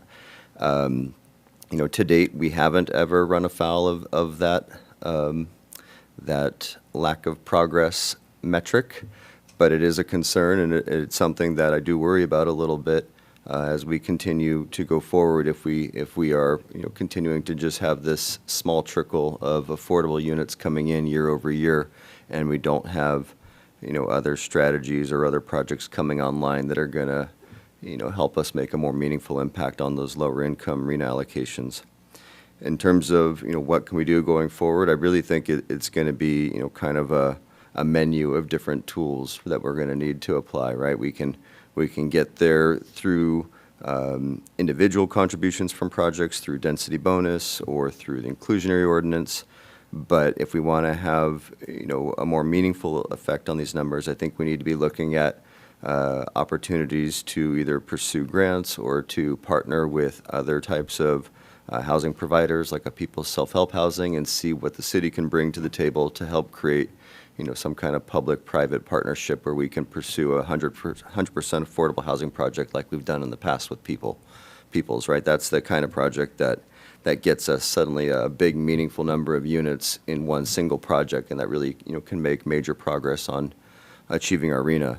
The challenge then is, you know, what can we do, right? When we did the Dahlia Court project, we had a piece of land that we could offer, and that had, you know, significant value to it that we could bring to the table to help make that project a reality. Short of having another piece of city-owned land, you know, sitting around available to offer up to an affordable housing developer, then we might need to be looking at these other, you know, opportunities to create revenue streams or dedicating funding sources that we can put into an affordable housing trust fund or something similar that can start to accrue some capital over a few years, and then every once in a while put that money into an opportunity for a project when it comes up. So those are the types of strategies that we're trying to look at. I wish I had, you know, more to offer you here right at the get-go, but it's slow going to, you know, to kind of assess what's working in other cities and to get a sense of if that's something that we could really tackle here with the staff and the resources that we have. And thank you, and it's also important to note that for these low-income calculation units, we're just talking about rental projects. And so if you have a condo project, they could come in with zero low income. So we may have to start thinking on our own. Councilmember Clark, just to clarify that a little bit. Okay. It depends on, you know, what type of incentives, if you will, that a developer is trying to take advantage of. So there are, you know, some opportunities where even in an ownership project, an applicant may either choose to offer up lower income units if it's, you know, if the incentives are right for their project, or where they may be required to, depending again on what types of state laws they're trying to leverage. So it's not necessarily just rental. You know, it's probably more common to see lower income units in the rental projects, but there are some opportunities for lower income units to be integrated into even an ownership project, like a condominium development, for example. Thanks. I always feel like I'm coming into this one specifically, like the conversation's been going on, and so I apologize if any question I ask has already been answered. Do we as a city have, or is there a plan for possibly having an adaptive reuse ordinance for our city to maybe make conversion of retail spaces, or more specifically vacant commercial spaces available and more attractive to be reused? Councilmember Mayor, it's not something that's on our existing work plan, but I am aware that the city of Santa Barbara has been starting to dig into this idea a little bit, and I intend for our staff to follow along and kind of see what we can take from their lessons learned and their process, and see if that's something we can replicate here. Yeah, I think, you see this 901 unit mountain that we're climbing one step at a time, and I feel like if there's a way that we can have a private-public partnership, with our community, it's obviously very idealistic, but I would love it if somebody wanted to do that. It's been really successful in Santa Barbara. The Yardies did it, and I would love it if we could do that here.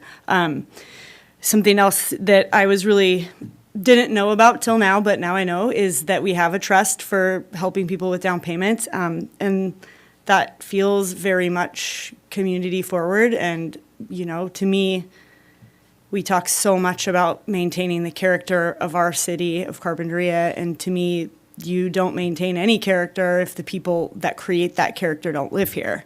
And I know that it's aggressive, but I think that I would be so interested and so intrigued by thinking about other ways to generate more revenue in a creative capacity for a more aggressive housing trust, something like that, where we could be considering actually purchasing our own land and making, public housing, a housing trust of some sort, where we can be really considering how we can give people the opportunity to continue to live here.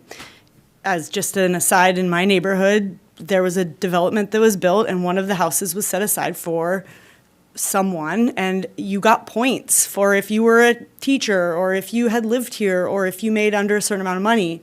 And to me, that's a vibrant neighborhood that keeps a family like that in the neighborhood. So again, I know that we all feel this way very strongly, but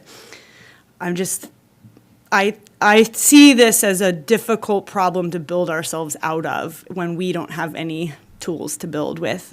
So thinking creatively how we can get our way out of it while maintaining what is important to all of us. I have a question. No, that was actually great. a question. No. Grants. How often or how frequent are grants from the federal government? Do they come down for affordable housing? And how competitive are they? Mayor Alarcon, at the federal level, I don't have too much familiarity with the grants that they offer. I think most of those are probably administered through HUD and are really focused on, kind of the lowest income populations and the most at-risk populations. And my hunch, I'm just speculating, but my hunch is probably if we, on like a census tract level or a census block level that HUD probably administers these programs on, we may not be very competitive, right? Well, because while we do have, lower income households in our community, and even some households that are maybe, near or below the poverty level, they're not necessarily concentrated in any kind of areas where we can point to a particular disadvantaged community or a disadvantaged census block that might otherwise qualify for some of these federal funds. The grants that I see more often have been traditionally administered through the state, and even at the state level, unfortunately, we're seeing that, kind of dry up a little bit here this year compared to previous years. That being said, there are still funds available. HCD manages most of those, and the emphasis seems to be on focusing those grants towards jurisdictions that adopt what's called a pro-housing designation. And so this is something that we can look into and we could bring back to your council. Historically, we hadn't qualified because we didn't have a certified housing element, so it had been sort of a moot point. Now that we have a certified housing element, that's sort of the first bar to clear to potentially be eligible for a pro-housing designation. The kind of the catch to it, if you will, right, is that in order to qualify for a pro-housing designation, a jurisdiction needs to make a certain number of commitments towards working towards local zoning regulations or incentive programs or concessions that go above and beyond what the state otherwise requires us to do.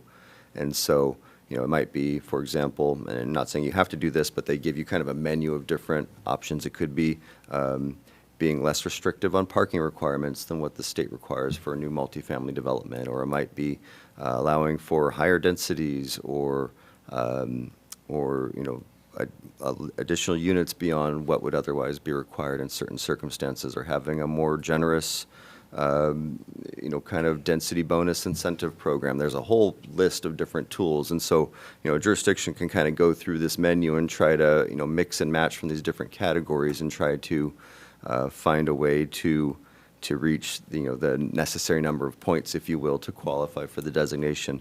But there is, you know, some trade-offs there, and it's something that we would need to do through a public process to decide, you know, which of these tools or incentives or concessions are appropriate for us and which ones maybe don't fit, you know, our character or the type of community we're trying to create here, and see if we can piece together a roadmap to that pro-housing designation.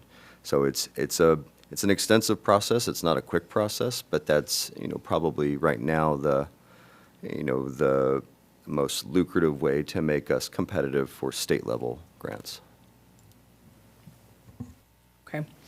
I mean, I can't help but to think, I mean, I love all these ideas, the inclusionary, the reuse ordinance, and of course, the grants, but I keep going back to just the capacity. And, you know, I think you all have a work plan that you're working through, and it's just, we don't have, it seems like enough bodies or staff to like go really heavy or aggressive on some of the stuff.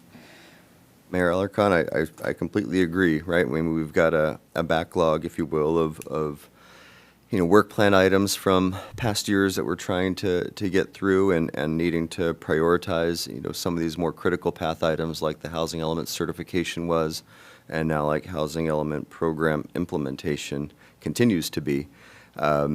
And where we can, then trying to take on some of these other important causes and priorities of the council and the community. And we can only do so much with the small team that we have. And so it is a challenge.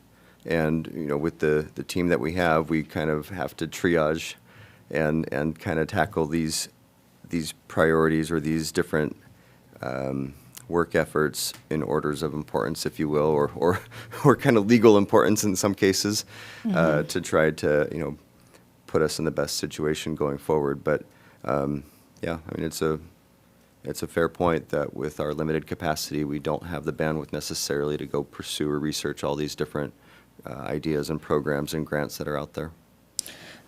This is probably like a pie in the sky question, but like if we were to have another position in your department, how far would that get us, or how much more would that support these efforts? Would that even make a difference? Mayor Alarcon, I don't have a great answer to that off the top of my head. I think there's the possibility for, you know, just again, kind of theorizing here, that if we did have a dedicated planner devoted to, you know, say affordable housing programming, then, you know, perhaps you could make headway on some of these things, right? Especially in the coastal zone, it's a slow process to make changes to our zoning ordinance or to our zoning regulations. And so even with an additional staff person, it's still kind of a, you know, incremental progress where, you know, each zoning amendment takes, you know, months to get through. And, you know, and at best, right, maybe a 3-person, you know, kind of advanced planning team might be able to tackle a handful kind of concurrently. Right now, I think we're working on, you know, actively, say 3. So maybe with an additional person, you might be able to tackle a couple more. You know, I suppose if you refocus that additional staff person instead on say trying to pursue grants or trying to pursue additional, you know, funding streams or revenue streams, right? That's another way that you can kind of attack this problem, and that might have a benefit overall. but that isn't necessarily chipping away at zoning code updates and those Right. sorts of things. So, you know, there's potentially different strategies. We just haven't really, you know, sat down to map this out because it hadn't really been on my radar as something that the council was considering. Okay. In terms of another staff person, that is. Okay, thank you. Any other questions on behalf of the council? I mean, on that note, would it be helpful, or would we just get in the way if we created a committee or something where, I mean, we're on the transportation committee, what if there was a housing committee? Would that be a helpful thing that we could do? I mean, at least maintaining some sort of fingers on the pulse. I don't know. It's just a thought. Through the mayor, council member, mayor, you know, I certainly think there could be value in that. I think that's something that your council would need to weigh on and decide if that's what you'd like to do. You know, that being said, there is, excuse me, you know, it's in the work plan currently. We haven't made as much progress on it as I'd like to.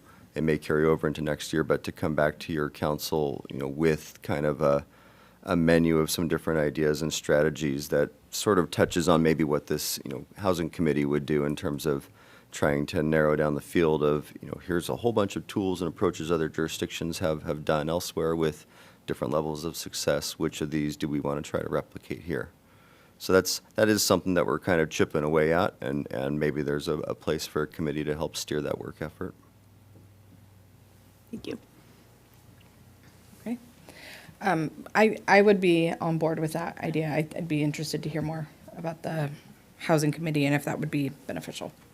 And can I ask, so we're currently part of the Joint Affordable Housing Committee, the the countywide one, is that right? Okay, and because they hold, I think, quarterly meetings, but not more frequent than that.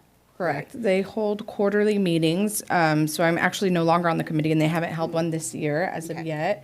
But it's much more informational. Every city takes an opportunity. It's a roundtable. Right. And so, and then every once in a while, there's a presentation on the larger, you know, scale of what a city could potentially do for affordable housing. But there isn't a lot of work to like really dive deep and problem solve, and it's not city specific. Yeah. I mean, I just think about, like, we're going to have an economic vitality meeting. Like, this, it just feels very much like something that we could be really, like, putting our money where our mouth is and supporting you and what you're trying to do. It sounds great. You know, I was just going to add to the Joint Affordable Housing Task Force that Vice Mayor Slarceno mentioned and Mayor Alarcon sat on, right? It's been a great resource for us to learn about what other jurisdictions are doing. That's, for example, where we learned about the City of Santa Barbara's adaptive reuse ordinance that they're embarking on and trying to pursue, having done the Yardy project as kind of a pilot project, if you will, for this type of endeavor, where they took, you know, what had been just a dedicated commercial project and converted it into a mixed-use project with a number of affordable units. And you know, part of what, you know, it doesn't sound that revolutionary, but from a you know, building code and zoning standpoint, it required some you know, kind of creative thinking and problem solving to get around some of these code standards that are in place for traditional types of construction, to figure out, you know, is there a way to work around some of these typical building and safety standards that would constrain this type of project to allow this project to go forward. And so that's what the City of Santa Barbara is now really trying to formalize and kind of put into a replicable code that they can use over and over and over. So, you know, it's those types of things that we do learn about from this program, and we, you know, jot down notes and put it in our file to go back and dig into later and see if that's something that we can mirror here. Great. Okay. Any other questions on behalf of the council? Seeing none, we'll go ahead and open up public comment.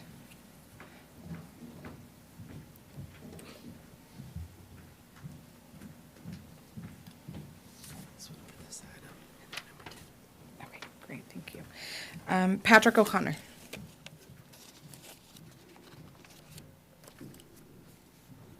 Evening, Mayor, Council, and staff. I just wanted to offer a question or a suggestion, and perhaps even a challenge. Is it possible for the clawback of short-term rentals to contribute to the housing element and the RENA numbers? Let's clawback short-term rentals for residential housing. Thank you for your comment. Rogelio Delgado.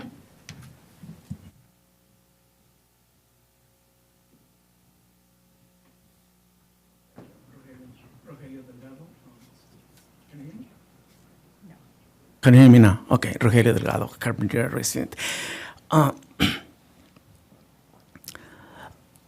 think that, for example, on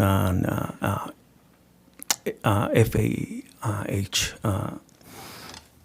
loan, down payment 3.5%. That's a government loan, Federal Housing Administration loan. It's called, it's known as FHA. That could play a good role in obtaining a house. What I will, who should I ask questions about loans? A loan brokerage firm, a loan officer.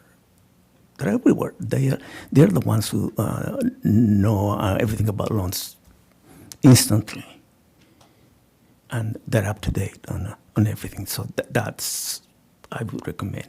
For example, on that committee that you are planning to form, get a loan officer involved. They know a lot more on loans than us. And that's something that I would recommend. Thank you. Thank you for your comments. Any other members of the public like to speak? Okay.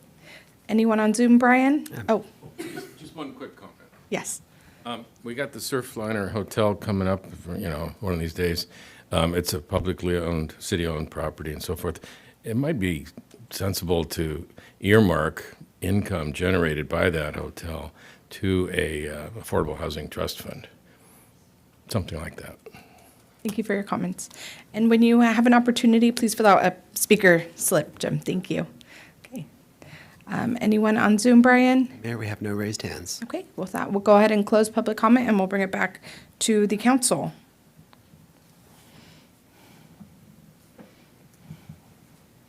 For a motion.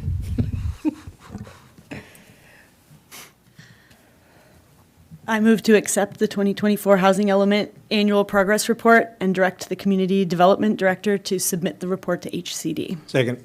We have a first and a second. All those in favor? Aye. Great. Next item on our agenda is number 9, which is Code of Conduct to ensure the orderly functioning of city council meetings and other public meetings.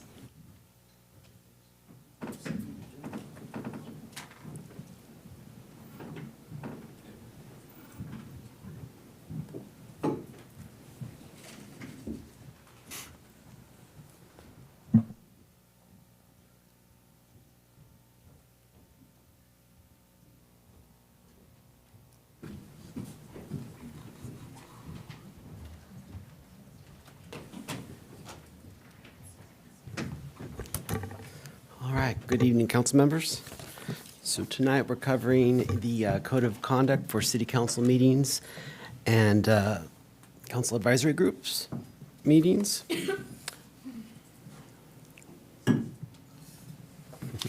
Thanks. Let's see. Okay, so tonight I'm going to be covering a little bit of background on the Code of Conduct, the actual Code of Conduct itself, which includes the purpose, rules for public officials, such as city council members or council advisory group members, rules for city staff, rules for the public, as well as enforcement, and then to provide a summary of the Code of Conduct, which will get posted in the council chambers.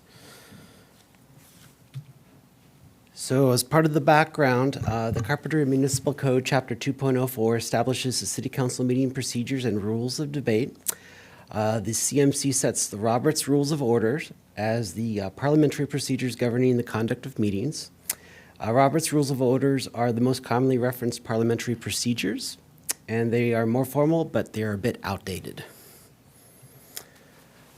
The council adopted resolution number 5391 back in 2012, which set Rosenberg's Rules of Orders as parliamentary procedure to be used at council meetings. Rosenberg's Rules of Orders are a simplified version of Robert's Rules of Orders. They relate better to the running of a small legislative body, such as the Carpinteria City Council. And then also with tonight's recommendation, staff would like to get direction from the council on updating Carpinteria Municipal Code Chapter 2.04 to eliminate references to Robert's Rules of Order. Back in November last year, council adopted a new council advisory group handbook to serve as a reference guide and included the membership requirements, the duties and responsibilities of the various council advisory groups, as well as providing meeting guidelines and the Brown Act and the Rosenberg's Rules of Orders, which are attached to the council advisory group handbook. So the purpose of tonight's code of conduct is to promote mutual respect, civility, and orderly conduct among elected and appointed city officials, city staff, and members of the public. It clearly states the rules of conduct and decorum. And this, as I mentioned before, it also applies to all the council advisory groups. This code of conduct is also in line with the 24-25 annual work plan. And as one of the objectives is to complete this by March of 2025, so we're just in time. Starting off with the rules for city public officials. So decorum, city officials shall conduct themselves in a professional and orderly manner to ensure city business is handled efficiently and thoroughly. And right now I'm just kind of going over highlights. I'm not going over each and every detail. Role of the presiding officer, which would be the mayor or the chair, is responsible for maintaining order and decorum of meetings. Review of agenda materials, so public officials are expected to be prepared and to have read all agenda materials and staff reports. Communication among public officials. Public officials shall request the floor from the presiding officer before speaking to express their views without engaging in lengthy debate. And when one public official is speaking, other public officials shall not interrupt or otherwise disturb the speaker. Communication with members of the public addressing the council or the council advisory group.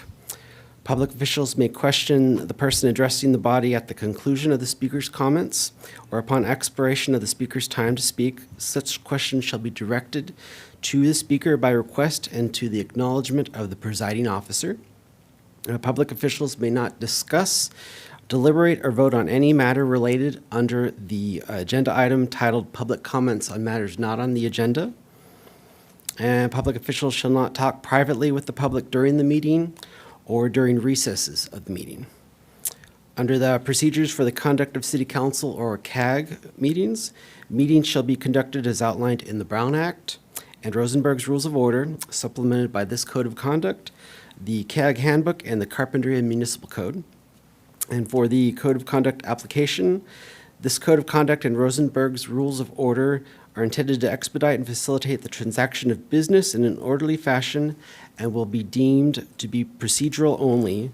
Failure to strictly observe any of these rules will not be deemed to invalidate an action taken by a body. So rules for city staff also include decorum, so staff shall not engage in dialogue with members of the public during the meeting, and when addressed, staff shall respond in a polite and respectful manner. The role of the city manager includes keeping a record of concerns raised by the public officials, and as directed, concerns raised by members of the public regarding staff matters and directions for future staff action.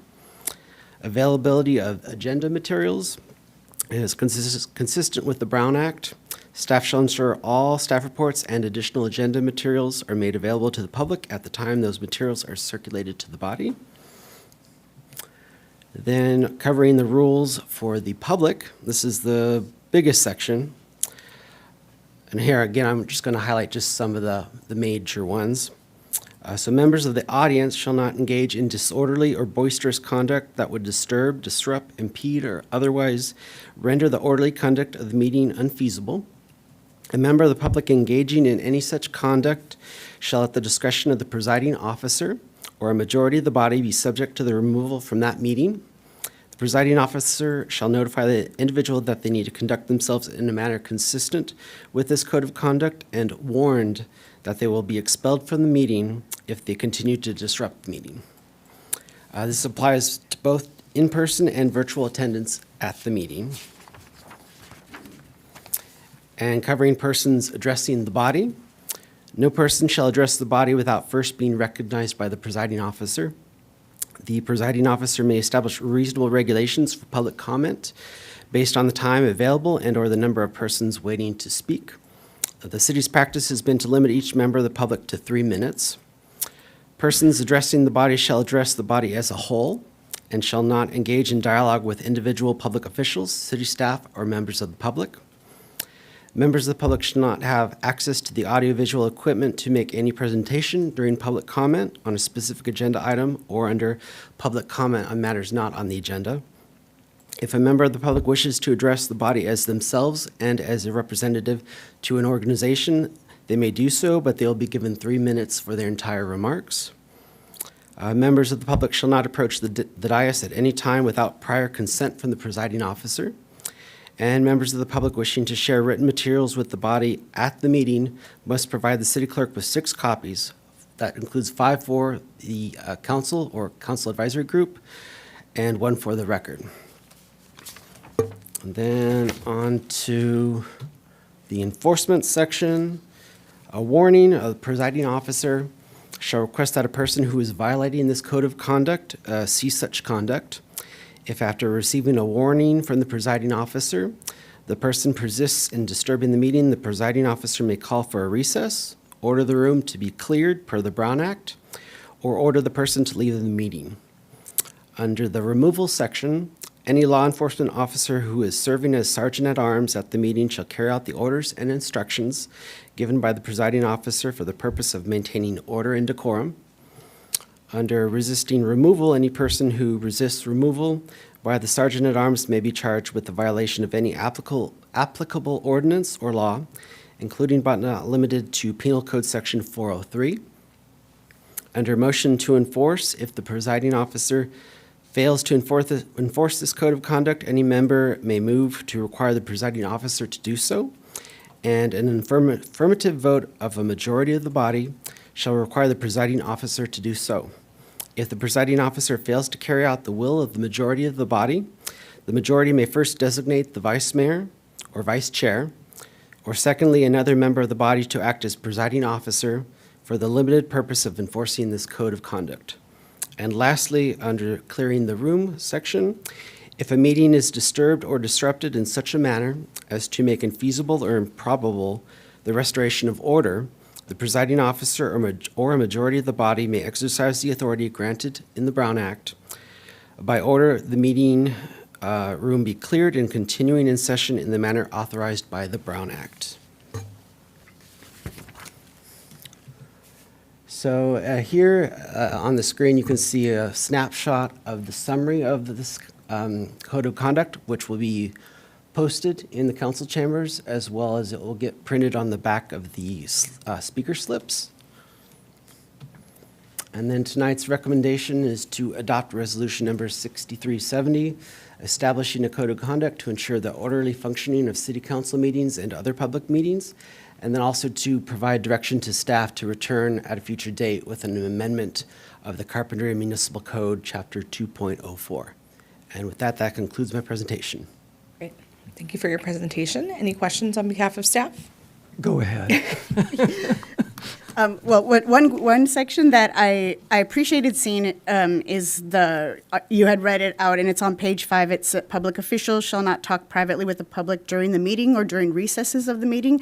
I liked seeing that there because I'm always mindful of the fact that not everybody can come to a council meeting in person, and so I think it's really great to try to keep the optics of the council not interacting with the public during the meeting. I was thinking though that it's kind of hard to have that with the way that it's organized right now. So I don't know if we could put some sort of like I don't know, either post or like a little fence or something, just to so that as a visual reminder for people. Just because, again, like I know it's so important for us to interact with the public, but during meetings or in break time, I can see how that would maybe not look very transparent. So I wondered if that could be something, just some sort of visual aid for people to know about during the meeting. Certainly, so I can bring this up in tomorrow's management meeting and see what we can come up with. Suggestion would be, in the past, what we had was officer or sergeant of arms actually seated with a side table. Makes it easy. That way you have both sides covered, one by staff and one by the sergeant of arms. Thank you for the suggestion. Actually, one quick add-on too, that made me think that also even maybe something with the staff table too, because I know we've had meetings in the past where the public has gone up to staff during the meetings to ask, I'm not sure exactly what, because we can't hear it, but I mean, maybe it's just some visual reminder that so that nobody's making a mistake that they wouldn't want to make by coming up at a time when it would be better if they didn't. Understood. All right, thank you. Vice Mayor Solorzano, also my understanding from previous and when Dave was here, there was the idea of something like stanchions or something similar to what you see at the movie theater with the black, strip that kind of comes out. It's not necessarily a fence or a gate, or necessarily creates that idea that that you're blockaded or anything, but something we're similar, used to seeing as like a not to enter area. And so I'll have to look in to see if those were ever purchased or if we have any, but that's one option that we'll consider and discussing also in our management team on, other potential ideas for creating that visual Personally, separation. I think that may not be the direction to go. My concern is that having a visual barrier there actually eliminates a lot of the transparency feel of the meeting itself. I think by having somebody on the side and front still open, that visibility becomes more transparent, that we are working for them rather than us part from them with a fence. I agree. One comment I want to say, though, is that I think that what we want to show them is that we are being transparent and we're working for them, but we're not giving access to specific people who might feel comfortable enough to come up in the middle of meetings, during recess, that type of thing. So it's not that I don't think it would compromise the transparency. I think it would just show the optics that we want to treat all community members equally and equitably, even if they can't come to meetings in person. And I love when citizens contact us, like by email, by phone. I try to hold meet and greets, so it's in no way is it a limitation on public interaction with us. It's just during the meetings, like during recess, in between deliberations, which it has happened before, and I worry that it might not look very accountable for the public to see that. Just a recommendation on my end, and I am wondering, I think the blocking could serve as a visual reminder. I think it doesn't look great. But I'm wondering if before that, if that continues to be an option, if we could, embed it when the clerk does his announcements at the beginning of the meeting. And then, of course, whoever is chairing the meeting, should there be a recess, to also announce it at that point in time. Maybe some additional signage that could also help before we put that visual blockade or that barrier. I like that idea a lot because, it would be kind of jarring to see something that didn't look like it fit in, with the room. And I really like the idea of maybe making an announcement before a recess, because that would address, I think, my biggest concern, which is that when, we're going to recess and we haven't voted and people come up to the dais and are talking, and people can see it on the TV too, right? So it makes it look like certain people have special access. And so but what you're saying, I like those ideas. The other choice you could have then, rather than the visual barrier, is actually have a tape line on the floor. Mm-hmm. I like that too. I think that's another good option. That way it's not visible. Mm-hmm.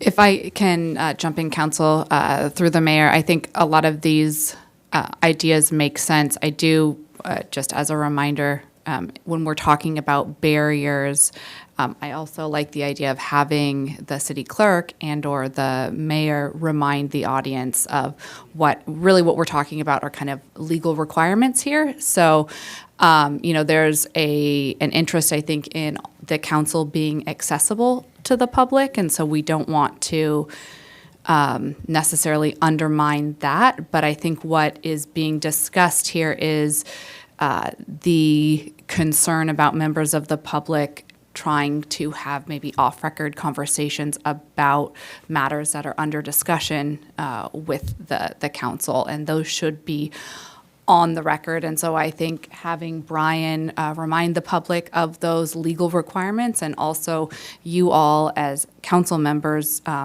reminding constituents that you have legal obligations and that, you appreciate if someone does approach and try to have a conversation, you appreciate their comments, but you have legal obligations to have this conversation in the open and public meeting.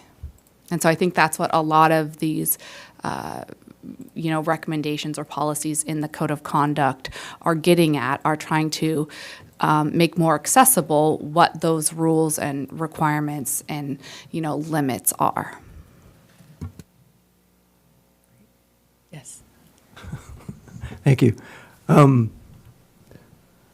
This might not be the right place for this, but I was hoping it would be, and that is members of the public. One of the conducts they most like us to have is the courtesy of a returned phone call or email. And so I'm wondering if are there any examples of other jurisdictions that have such policies?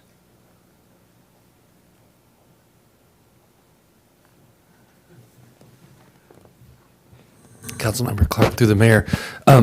That is certainly something that we can look into. From my knowledge, working at different cities, that's more of an administrative direction from the city manager for just staff etiquette of a administrative policy that a city manager would want all staff to Well, no, I'm talking about handle. the city council conduct. Oh, you mean specific to city It council? could be staff also. I mean, it's two things. Yeah, I don't know if that's it. I'll let Jenna chime in on the legal side, but I think that's definitely something that we could add in as more of an etiquette, not necessarily like a required policy on the legal side, but definitely as a proper work ethic. It's definitely an etiquette. It's definitely something that we can look into. But I'll let Jenna expand. Great. Thank you, Ryan. Council members, to the mayor. I have never seen that for council, some sort of policy for we need to respond in X number of days, et cetera, or I need to respond to all emails or all comments. I have seen it for staff, as Ryan was talking about. And just as I'm thinking about Councilmember Clark's question here, I guess the requirement for council members to respond to every outreach by a constituent is a little concerning for me, because, particularly in certain situations where we may be, it may be a quasi-adjudicative matter that's before the council. So that means that the council is making some sort of decision on a land use permit or some sort of, building permit, et cetera. Those contacts could result in ex parte communications that would then have to be stated on the record prior to the hearing, and they could lead to bias allegations, et cetera. And so I would be really hesitant to try to draft a policy requiring council members to put themselves in those types of situations. That's my concern there. I'm just not sure there's a good one. It seems like we're trying to fit a square peg in a round hole here and create a policy that might not be the right place for one. Yeah, I would say that is definitely potential for a Brown Act violation. I've seen this happen before in other jurisdictions where one person calls, then calls another one member of the council, then goes down. If it goes to 2 or more, then you've got a problem there. So that would be my main concern about having a policy where you have to. respond back to public. Yeah, and I just think about, you know, the sheer volume of emails that sometimes come through that are really quite inappropriate, and I don't think, and I would mean that they don't actually adhere to the code of conduct. So do those need to have a response? If we have a policy, we would have to respond to them, whereas I don't necessarily think they always require one. Another reason why we have public comment.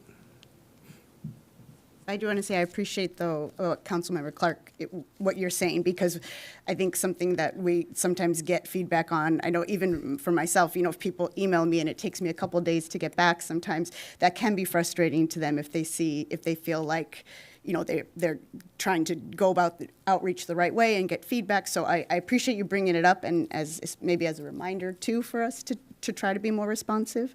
I see where you're coming from, and I appreciate that. Yeah, and I mean, it wasn't my intent that we necessarily have a discussion, a substantive discussion necessarily, but just acknowledge, you know, hey, we hear you, you know. Councilmember Clark, Michael, who wants credit for this idea, just whispered in my ear that we may, you know, some potential could be, you know, coming up with an automated response where everything that comes to your city emails gets a response. You know, we could work with council to craft that response, just to make sure. You know, I think part of it is, hey, did I get the right email address? Right? Is this bouncing back? Did it go to the person I wanted it to go to? So I think that response in and of itself could have some value there. And we could note in the automated response, too, that not all emails will be responded to, but comments are appreciated. Works for me. Yeah, I like that approach. Way to go, Michael. Any other questions on behalf of council? Okay, I'll go ahead and open up public comment.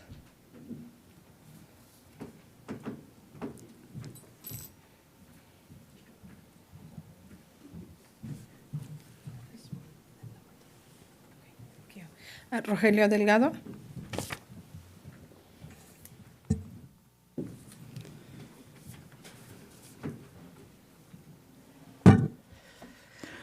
Rogelio Delgado, Carpinteria resident, and I didn't expect this, to tell you the truth. And I have been a politician, and even as a private citizen right now, I never lose contact with people.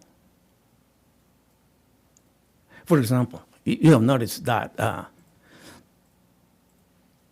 at the end of each meeting, I approach each one of you, say hello, brief comment. I have been a teacher during break time. That's like telling my students, do not approach me.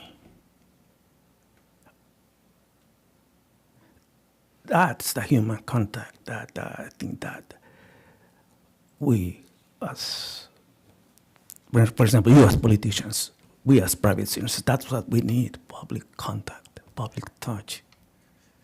Just a quick hello, how are you? How's your family?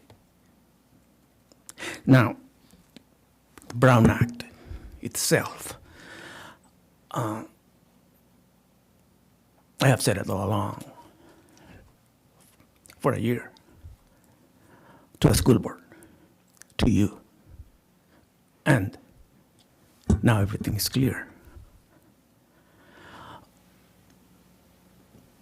The senior Brown Act attorney, Craig Price, gave a presentation, 40-minute long presentation about the Brown Act, everything about the Brown Act. Number one, I mean, it's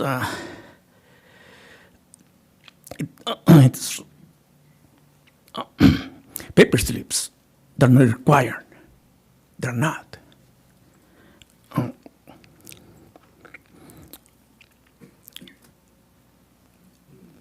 it gives me the impression that you require it here, but not the school board.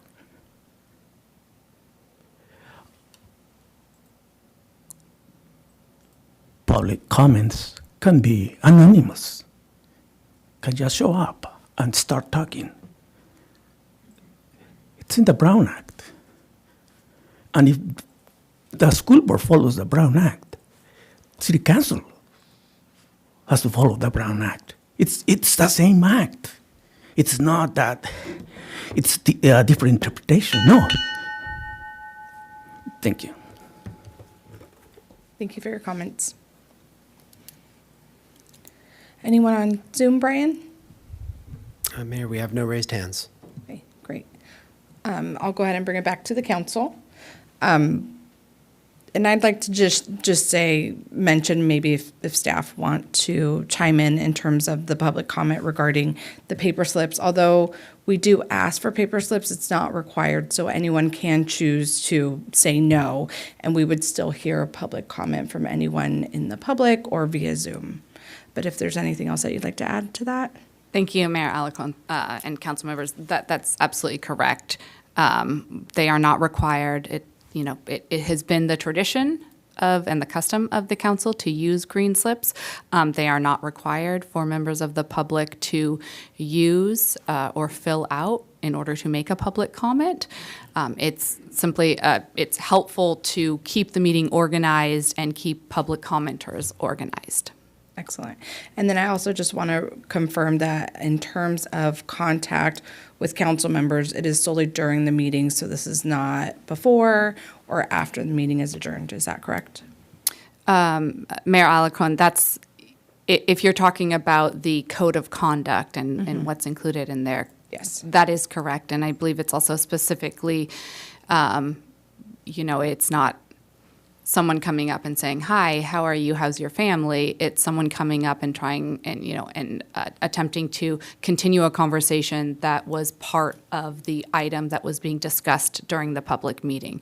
A lot of this code of conduct, as I mentioned, is drafted to, protect the council members, the council staff, but also members of the public who I don't think are intending to create any Brown Act violations, but as we all know, the Brown Act, there are a lot of rules and different requirements, and so some violations could be inadvertent as well, and that's why we're trying to put some of these policies in place. Great, thank you. Quick Yes. point also. It was noted, Brian, in your presentation that we still have Robert's rules actually verbalized in the policy, which actually in 2012, we were supposed to remove all those, so it was probably an error on our part. Oh, okay. That's good to know. Councilmember Nomura, through the mayor, I think one of the reasons those were not removed is that the change was made via resolution, but in order to amend the CMC, we need to adopt a new ordinance. And so that's something that we're also looking to do in the near future, assuming that this code of conduct is approved. It's good to know, because when we did it, actually, we thought that's what we were doing, those procedures correctly. Thanks.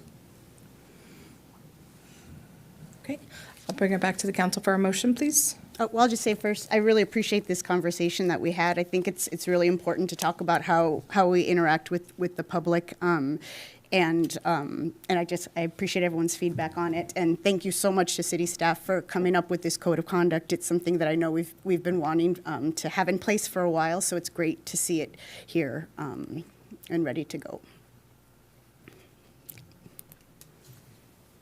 And I'll move to adopt resolution number 6370 as read by title only. Second. Okay, we have a first and a second. All those in favor, please say aye. Aye. Great. Before we move on to the next agenda item, I will ask for a 5-minute recess, and I guess this is a good practice for me, so I'll just, per the code of conduct, I'll remind the public to refrain from discussing any matters on the agenda. All right, we'll be back in 5 minutes.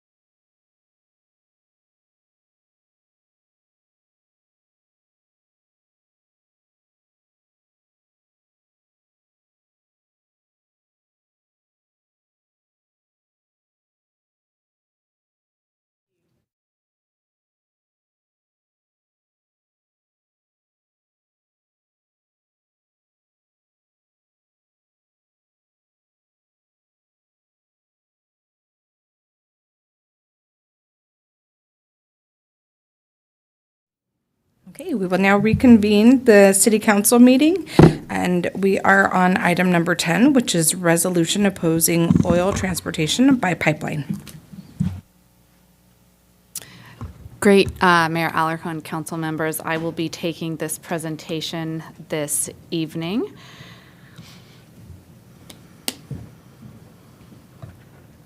Just a moment, sorry, it's coming up. Okay. So as you all remember, back in 2015, there was a rupture of the facilities related to the oil transport pipeline running along the Gaviota coast, and this resulted in what was referred to as the Refugio beach oil spill. And so this spill, as you remember, there was I think over 100,000 gallons of crude oil which spilled into the beaches along the coastline. And there were a lot of different marine animals and plants affected from this incident. And that was while the pipeline was under the ownership of, I believe it was All Plains Oil. So since that time, All Plains Oil transferred the pipeline ownership to Exxon, and Exxon recently transferred that to a different company called Sable Offshore Corporation, which we'll just refer to as Sable. Fast forwarding to 2024, Sable Offshore Corporation acquired this pipeline, the San Ynez unit facilities, and some leases for the offshore platforms, I believe, from ExxonMobil. And so this includes the same pipeline that was involved in the 2015 Refugio oil spill. A year ago, last month, Sable submitted a change of ownership, change of owner and operator applications to the County Planning and Development Department. About 6 months ago, the County Planning Commission approved the requested permit amendments and found that action to be exempt from the California Environmental Quality Act. And following that approval, the Board of Supervisors in the county received numerous appeals of that decision. And so this finally the appeal went back to the Board of Supervisors February 25th, 2025, so just a few weeks ago. And the Board of Supervisors voted 2-2 on two separate motions, which is interesting from a legal standpoint. So they first tried a motion to deny the appeal, and that received a 2-2 vote. And so then they also tried to see if a motion to approve the appeal would pass, and that also received a 2-2 vote. So that means that in general, there's no action. County Council, I believe, is still continuing to look into kind of what the actual effects are on Sable and on that pipeline with that no action vote. So at the request of your council, we have put forward a resolution to the County Board of Supervisors stating that the City of Carpinteria supports their non-action or disapproval of recommissioning that oil pipeline that previously ruptured. I'm happy to answer any questions as well. Any questions? Okay, seeing none, we'll go ahead and open up public comment. Jim Taylor, followed by Susan Allen.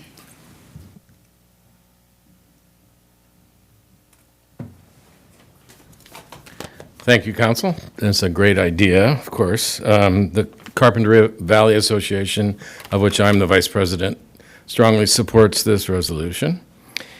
The pipeline has already been proven unsafe. We have that.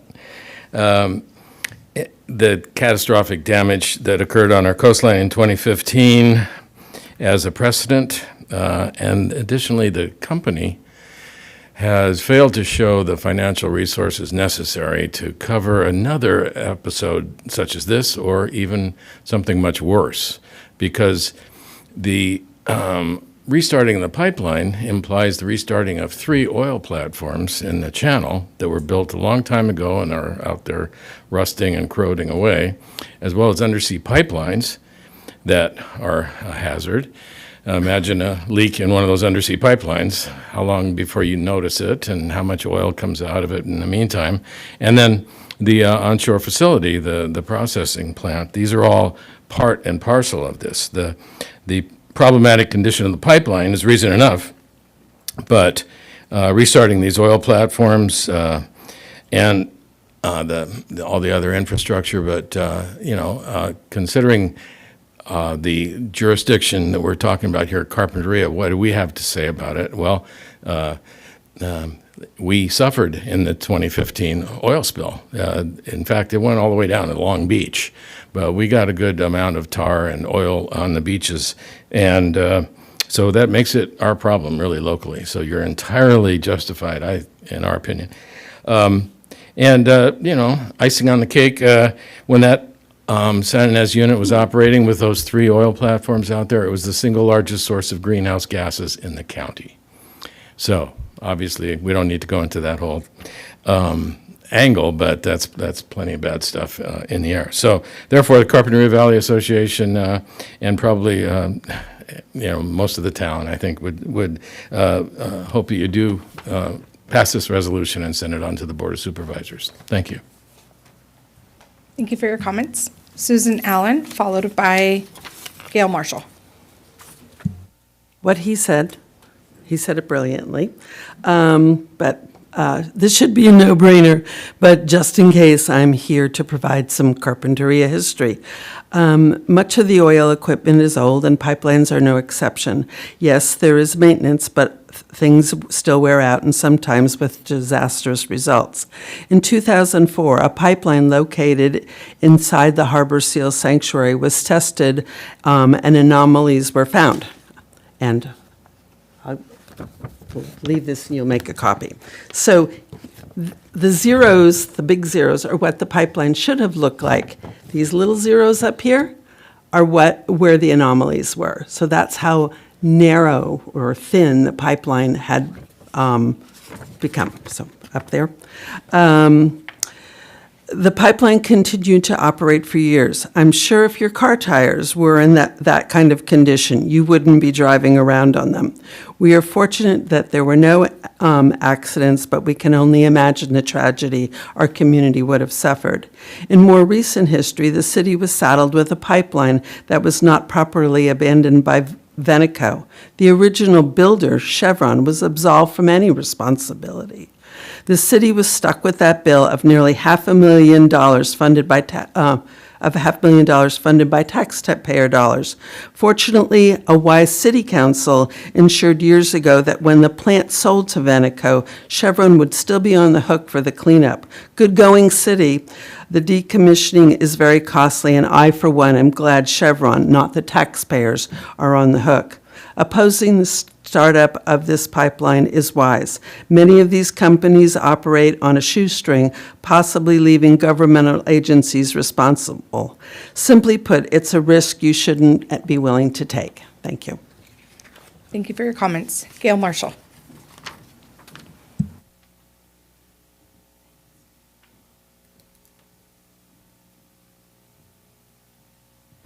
Good evening. Thank you for the opportunity, Madam Chair, members of council.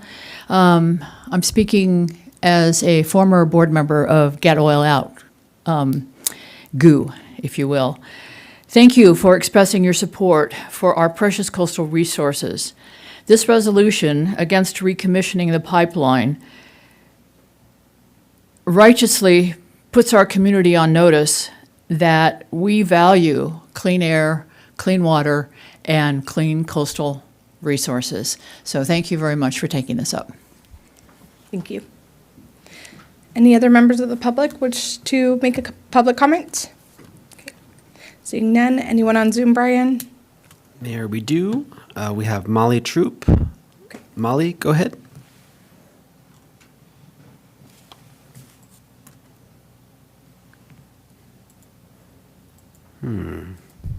Molly, it looks like you're talking, but I can't hear you. Oh. Shoot. There, I think I can hear you now. Can you hear me now? Yes. All right. Sorry about that. Good evening. My name is Molly Troop, and I am the Science and Program Manager at Santa Barbara Channel Keeper, a local nonprofit organization with a mission dedicated to protecting and restoring the Santa Barbara Channel and its watersheds. On behalf of Channel Keeper staff and supporters who live in Carpinteria, I'm here this evening to speak in support of the City Council's consideration of a resolution opposing oil transportation by pipeline. We applaud the City of Carpinteria's consideration of this resolution. Additionally, if the City Council approves the resolution before you this evening, you will join forces with the neighboring cities, including Goleta, Buellton, and the City of Santa Barbara, who have already passed similar resolutions opposing the restart of this corroded pipeline. As you are likely well aware, on May 19th, nearly a decade ago, Pipeline 901 and 903, now called CA 324 and 25, ruptured and spewed over 120,000 gallons of crude oil into the Pacific Ocean. This spill had catastrophic effects, killing hundreds of marine mammals and birds, untold numbers of fish and invertebrates, closing vast commercial fishing grounds, and contributing to the loss of over 140,000 recreational days on our coast. This spill cost more than $700 million in cleanup and settlement agreements and took years to secure the agreements. Now, an underfunded Houston, Texas startup company who has multiple outstanding violations with several state agencies, including the California Coastal Commission, the California Department of Fish and Wildlife, and the Regional Water Quality Control Board, is rushing ahead to restart the very same corroded pipeline that caused the Refugio oil spill in 2015. We know that this pipeline cannot be protected against corrosion and that another spill will occur with similar devastating or worse impacts if this project moves forward. This should and must be avoided. Thank you for your consideration of this resolution and working toward avoiding the risk of a future catastrophic spill. I encourage you to adopt the resolution opposing oil transport by pipeline and transmit this to relevant state and federal agencies. Thank you. And Mayor, that concludes the Zoom comment. Great, thank you. I'll bring it back to council. Any questions or a motion? I'll make a motion, but I just want to say that I emphatically agree that we should be doing this. So I move to adopt resolution number 6373 as read by title only, and to transmit the resolution to the Santa Barbara County Board of Supervisors and the California Coastal Commission. Second. We have a first and a second. All those in favor? Aye. And as a matter of discussion, Yes. I'd like to thank the mayor for bringing this forward. Yeah, thank you. You know, I can't imagine the permitting agencies letting this happen. It's very frustrating. And as a matter for the public, just so that you know, Greg Hart and Monique Limon are co-putting on an event about this tomorrow or the 13th, which is not tomorrow, Wednesday, from 4 to 6:30 at La Cumbre Junior High, which I'm sure that the city can help to get that information out if you'd like to go. Great, okay. We'll now move on to item number 11, which is the mid-year budget report review appropriation adjustments.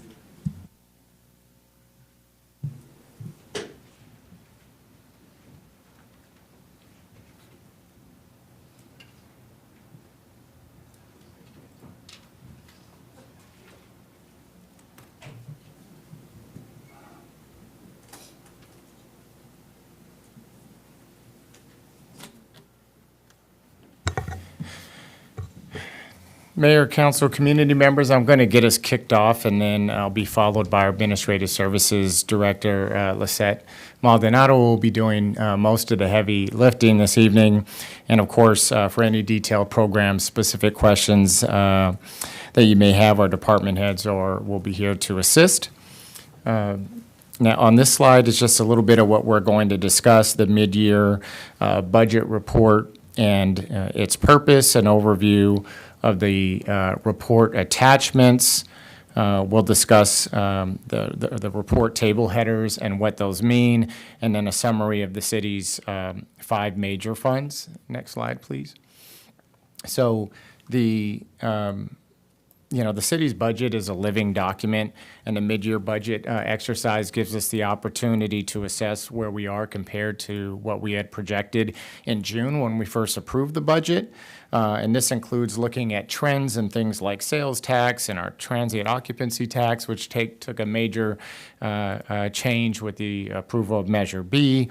So those sorts of things, which we could not, although we were hopeful in June, conservative budgeting, which we do follow, didn't allow us to account for that. We waited until that passed, so that's there. You'll notice some changes in there for that.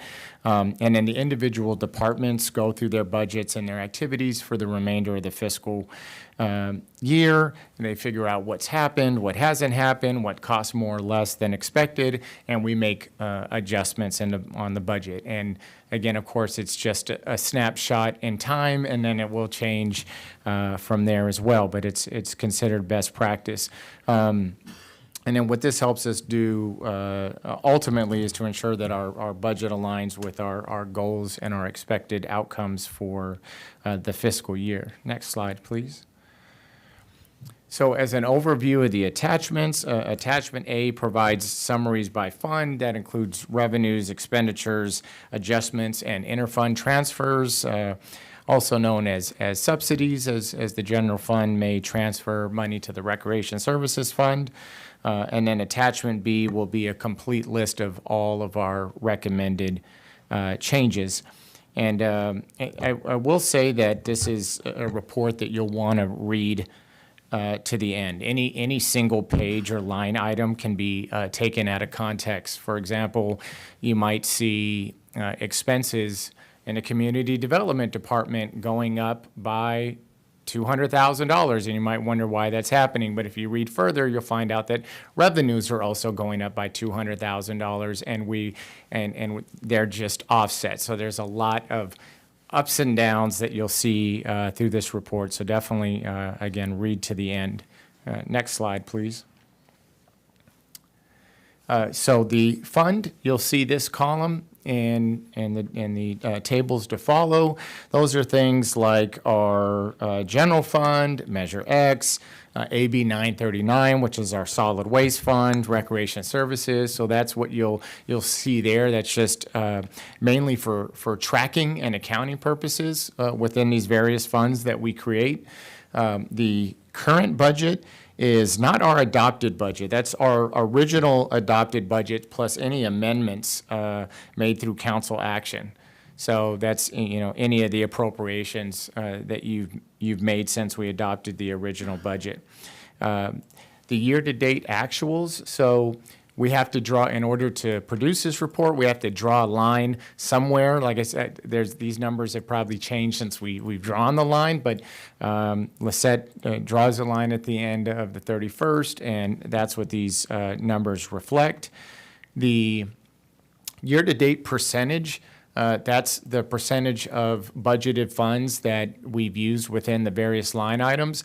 For some things like staffing, you want those things to be about 50% at 50% of the year, because those things are kind of budgeted that way. There's other things like maybe sales tax revenue, property tax revenue that comes in at odd times throughout the year. And so it could, at halfway point, it could only be 20%, but that's because, in February, a large deposit is made. In those instances, even though the year-to-date percent might not reflect what you would think at this time in the year, we would make adjustments or not based on our anticipated trends and when we might receive funds or spend funds. And then the recommended mid-year adjustments is, again, those are the changes that we're proposing, the value, and then the recommended revised budget would be the ending budget amount with the change. So we can go to next slide. I think I'm going to pass it over to Lisette and let her take it from here. Thank you, Michael. Good evening, Mayor, members of the council, and the public. Tonight, I'm here to present the mid-year budget report and propose appropriation adjustments. This report was reviewed during the Finance Budget Committee meeting on February 27th. Following their discussion, the committee recommended these appropriations for approval. I will start with this slide, which represents a summary of all funds and recommended adjustments. After reviewing year-to-date activity through January 2025 and comparing it to the budgeted revenues and expenditures, some adjustments are necessary and reflect changes in revenue projections, account for unexpected revenues, and if necessary, make appropriate adjustments to additional spending. Overall, revenues decreased by 1.9 million, expenditures decreased by 3.9 million, transfers net out to a decrease of 317,000, increase to fund balance of 1.9 million. The majority of the proposed changes are due to one-time revenue or expenditure appropriations, adjustments to capital projects, accounting correction, and the passage of Measure B. In the following slides, I will provide further detail to explain the recommendations being presented tonight. This slide represents the general fund summary, and overall revenues in the general fund increased by 193,000. Expenditures decreased by 118,000. Transfers out decreased by 33,000 and increased to fund balance of 1 million. I will provide additional details in the next few slides, but I'd like to highlight that these recommended appropriations will result in an estimated ending fund balance of 10.3 million, which is comprised of the following. Available fund balance is 2 million. Reserve economic uncertainties, 5.3 million, which is calculated by 40% of total expenditures and transfers out. And this is also based on our policy. Special projects, 849,000. The council policy is to maintain 1 million, so we're below the 1 million. Capital assets, 798,000. Again, council policy is 1 million, and we're below that. And finally, non-spendable is a pension trust of 980,000. So here we have this slide represents the general fund revenues. And overall has an increase of 893,000 that is comprised of the following. Sales tax has a decrease of 37,000 due to statewide sales tax trends. In fuel and service stations, they're down 8.3%. Food and drugs are down 1.8%, and general consumer goods are also down by 1.9%. So we are adjusting accordingly our sales tax projections. Transient tax has an increase of 295,000, largely resulting from the passage of Measure B, which increased the tax rate from 12% to 15%. A review of year-to-date compared to projected revenues to recalculate the year-end projections to include Measure B. Intergovernmental went up by 82,000. That's due to one-time federal COPS grant that we received that was 65,000 higher than we budgeted. And we also received one-time reimbursements from the state for Move Santa Barbara of 57,000. Charges for services has an increase of 143,000, primarily due to the building plan checks increase of 105,000. 26,000 increase for technology surcharge. That was not included in the original budget. So now we're putting that that projection into the budget. Miscellaneous has an increase of 278,000. This is one-time reimbursements from the state for expenditures from the floods back in 2023. We received 57,000. And we also have an accounting correction for the pension reimbursement of the 200,000. That was part of the budget process. So this is an accounting to record the money coming in from the pension trust.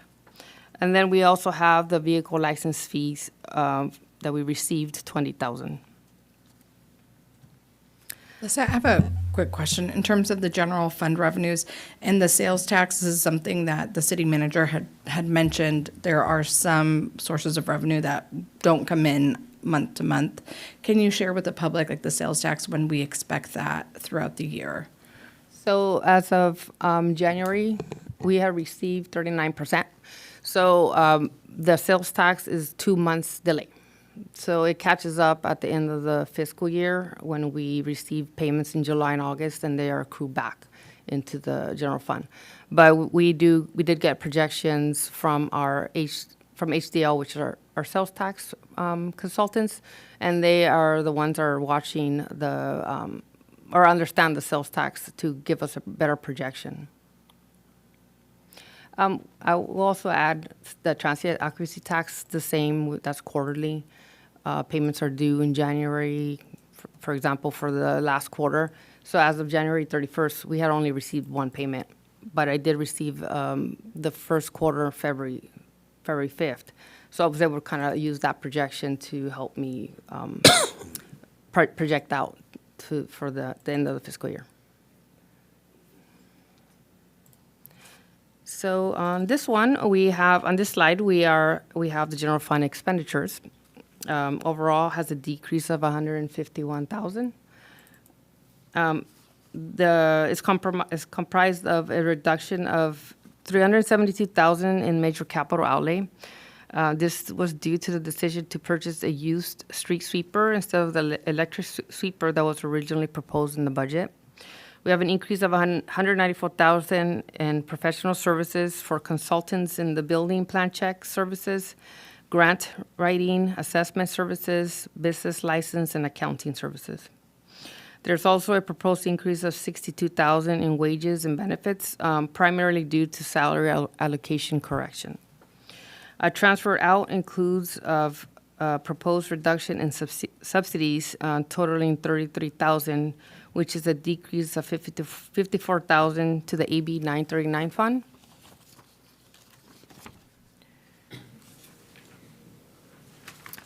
And an increase, that's offset by an increase of 13,000 to park maintenance and an increase of 8,000 to the right-of-way assessment district.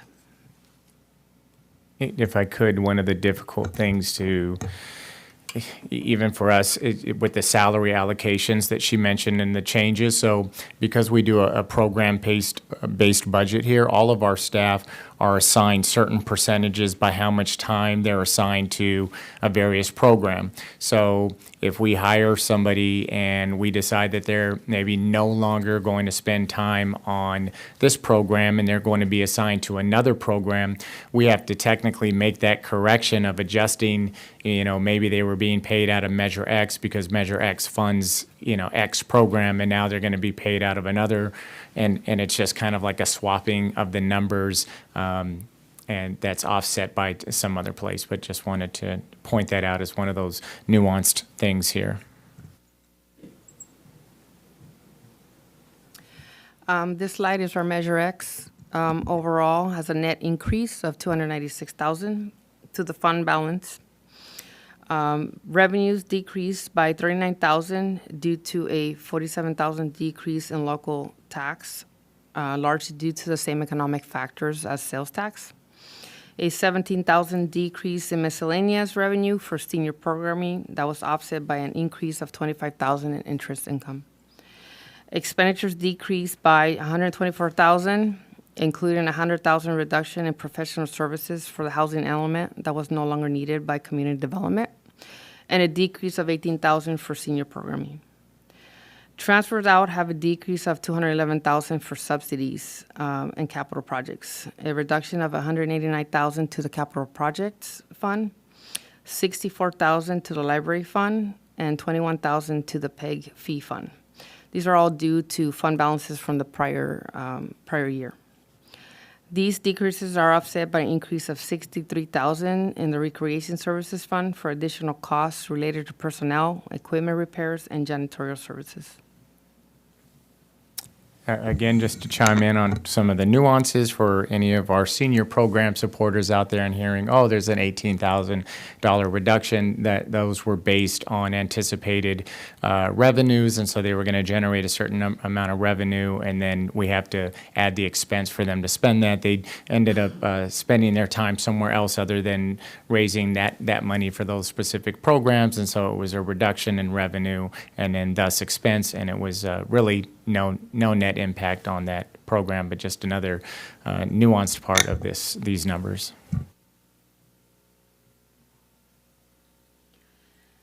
This slide represents AB 939 fund. Overall has a net decrease of 51,000 to the fund balance. It's comprised of revenues increased by 12,000 due to insurance reimbursements. Transfers in reduced by 54,000 due to the beginning fund balance. And expenditures increased by 9,000 for the final payment of contractual agreement for the street sweeping services. This is the recreation fund. Overall has a net change of 0 to the fund balance. Revenues decreased by 18,000 is attributed to charges for services due to a reduction in rents and leases at the Vets Hall, the removal of the pickleball tennis court rentals, and the discontinuation of the beach store. Transfers in increase of subsidy by 63,000 for additional costs related to personnel, equipment repairs, and janitorial services.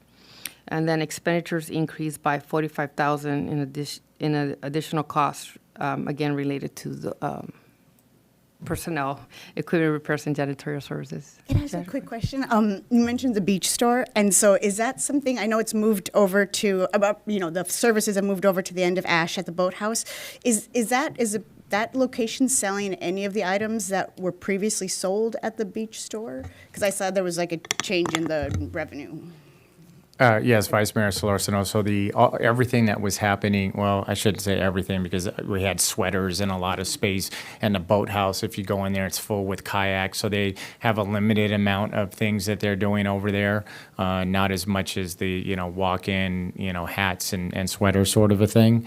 So it wasn't a full, but we also had a reduction in the part-time staff that were assigned to have at multiple locations. So there was some offset there, and we are actually planning, and I believe we might have received a public comment or a separate email about the beach store being there, and it is scheduled to be moved, removed, demoed, and disposed of in the next week or so. But in terms of its impact on the budget, there probably was some reduction in the amount of things being sold, offset by staffing cost reduction. And was that, that wasn't a particular source of income for the city, right? Right. The beach store was operating at a loss. Okay. It was more expensive for the internet and the staffing than the items that were being sold. I think it's helpful to bring that information out because I know some people miss the beach store but don't necessarily understand that it was costing the city to run it. Right. And then, as you can see, this fund actually is subsidized by general fund. So these are taxpayer dollars to have a store that's not operating, but a net 0. Yeah, thank you. Yeah. If I could, I'll just comment a little bit on something we were talking earlier. This kind of ties in with what could we do for the community development department to make them more efficient? Could you use more staffing? And we are examining that throughout the city. And on the last page when we had AB 939, you guys have met Delaney. Did I say that right? Yeah. Sorry, it's my same daughter's name too, and I was getting them mixed up.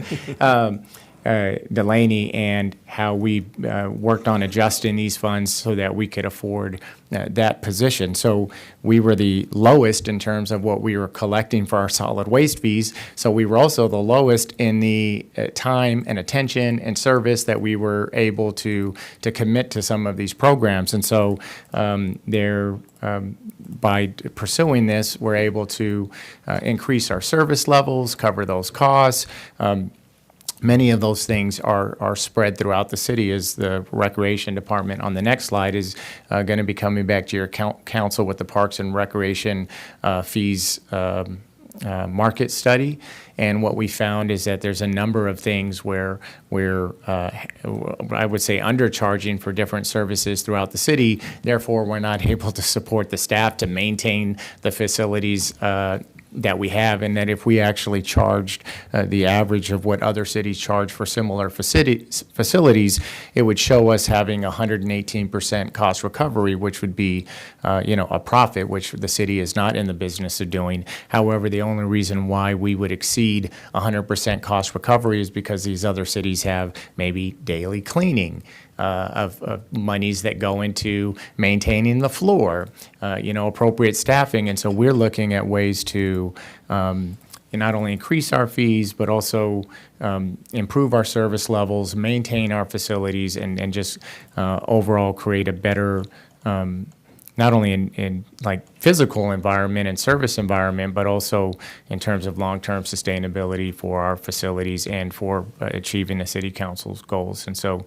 just so you all know, we are working on that throughout this budget in several different ways to achieve those goals. Okay, this slide has our Measure A fund summary. Overall has a net increase of $13,000 to the fund balance.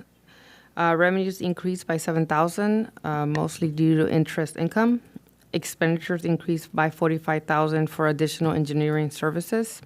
And transfers out decreased by $51,000 due to reduction in transfers for the unappropriated pavement maintenance project to the capital improvements projects fund. And lastly, we have the capital improvements project fund summary. Has a net increase of $669,000 to the fund balance. That is mainly due, the revenues have a decrease of $2.9 million. Including a $3.2 million reduction, mainly for the inability to secure grants for the capital projects, and is offset by an increase of $209,000 for charges for services from one-time development impact fees that were collected year to date. And we also have a $45,000 increase in interest income. Transfers in decreased by $262,000 due to the reduction of the transfers for the capital projects that are being unappropriated. And then the expenditures decreased by $3.8 million due to the proposed unappropriation of the following projects. The pavement project, $3.5 million, CARP library improvements, $180,000, Rincon Trail multi-use, $148,000, and then City Hall storage was $9,000.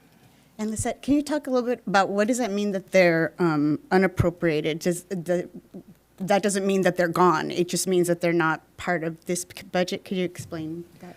So we had originally budgeted the, for example, take the pavement project. We had originally budgeted the $3.5 million, but we were also expecting the grant to come in to fund it. So since we did get notice that we did not receive that grant, we're taking the project out of the, unappropriating it, and then it'll be moved into the next capital improvement study to figure out how to fund it now. So now we gotta find a new way or continue to find grants and to fund those. So it's not that the city is not going to, or deleting the project, it's just being moved to reassess for the next following budget year. Got it. And then you had mentioned that that's what we'll talk about at the capital projects, the CIP study session that we're gonna have pretty soon, I think. I believe it's on March 25th.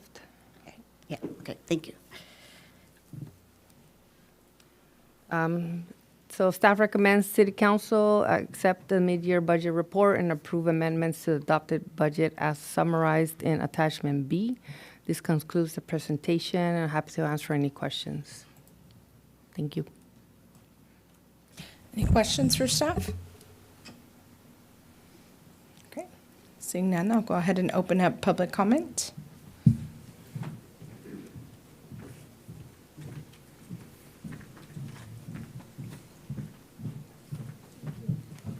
Patrick O'Connor.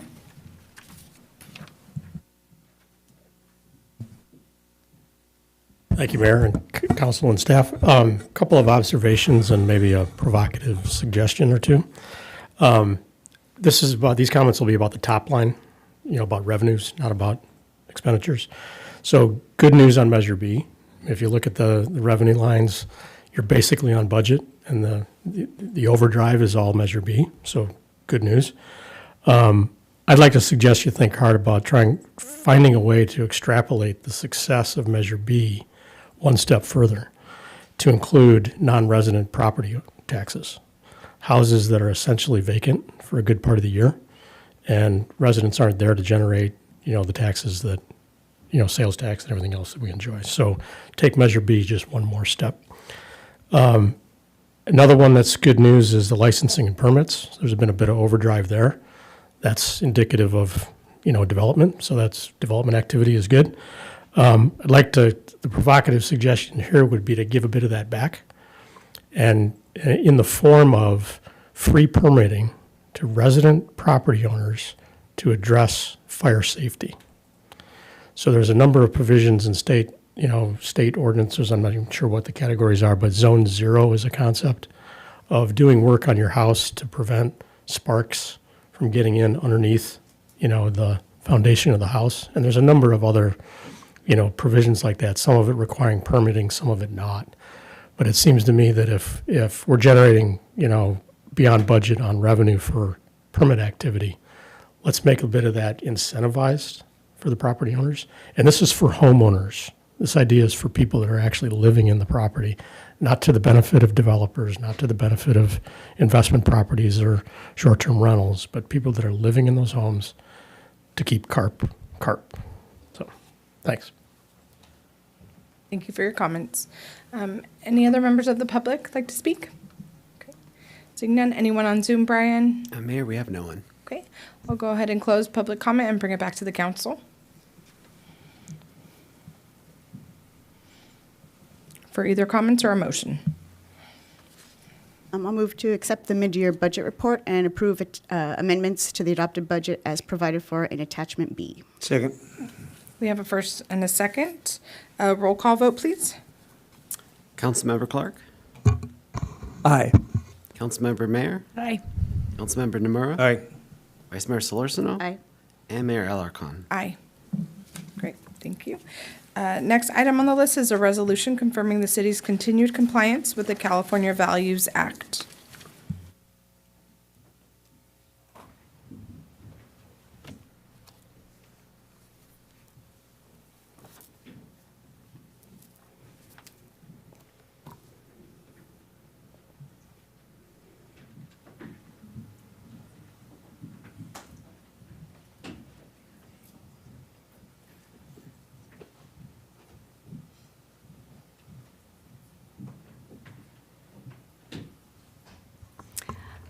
Hi again, Mayor Alarcon, council members. I'm inviting, as I mentioned earlier, this evening, we have another newer attorney in our office. This is Paige.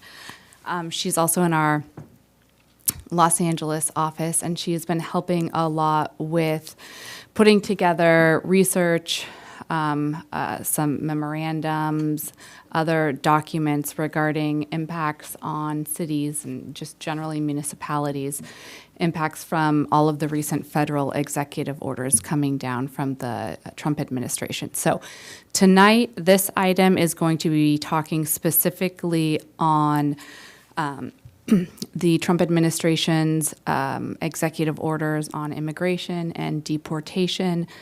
And your council will consider adopting a resolution confirming the city's continued compliance with the California Values Act, which is also referred to as SB 54. So I'm going to turn it over to Paige right now. She'll run us through a quick presentation, but feel free to ask questions and then we can consider the resolution. Oh, sorry, one more thing I wanted to add. I apologize. Paige, one of the reasons that I invited Paige here tonight also is our firm has a really interesting program, and so we, in addition to lawyers, we also have government relations individuals, both on the state and the federal level. And so out of our DC office, we have a lot of government relation individuals who are both, some of them are attorneys and some of them are lobbyists, but it gives us a really interesting insight into what's happening on the federal level. So it was a great opportunity to get a lot of really quick insight from them in terms of kind of what was happening, what could the potential impacts be. And Paige is part of a program that takes young associates from all of the offices across the United States and has them experience kind of what our DC office does more and try to integrate with the government relations folks. So with that, I'll turn it over to Paige. Wonderful. Good evening. Council members, through the mayor, we are discussing item 12. So currently, the federal Trump administration is placing a large focus on immigration enforcement. During President Trump's second term, he has issued several immigration-related executive orders, including protecting the American people against invasion, which is Executive Order 14159. And that executive order directs the Attorney General and Secretary of Homeland Security to take actions against sanctuary jurisdictions. In addition to this, a recent memorandum from the U.S. Office of Attorney General states that sanctuary jurisdictions should be denied access to federal grants administered by the Department of Justice. And also, as you may have heard if you're following news stories, the Trump administration has now brought immigration-related lawsuits against the states of Illinois and New York to enforce its immigration policies. Lawsuits have also been brought against the federal administration by several cities challenging the administration's authority to withhold funding.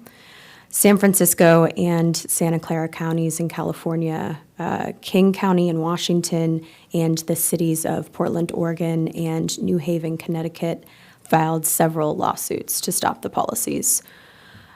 This isn't the first time the federal government has increased its focus on immigration and deportation issues and actions, albeit to a lesser extent. President Trump's first administration took a similar focus.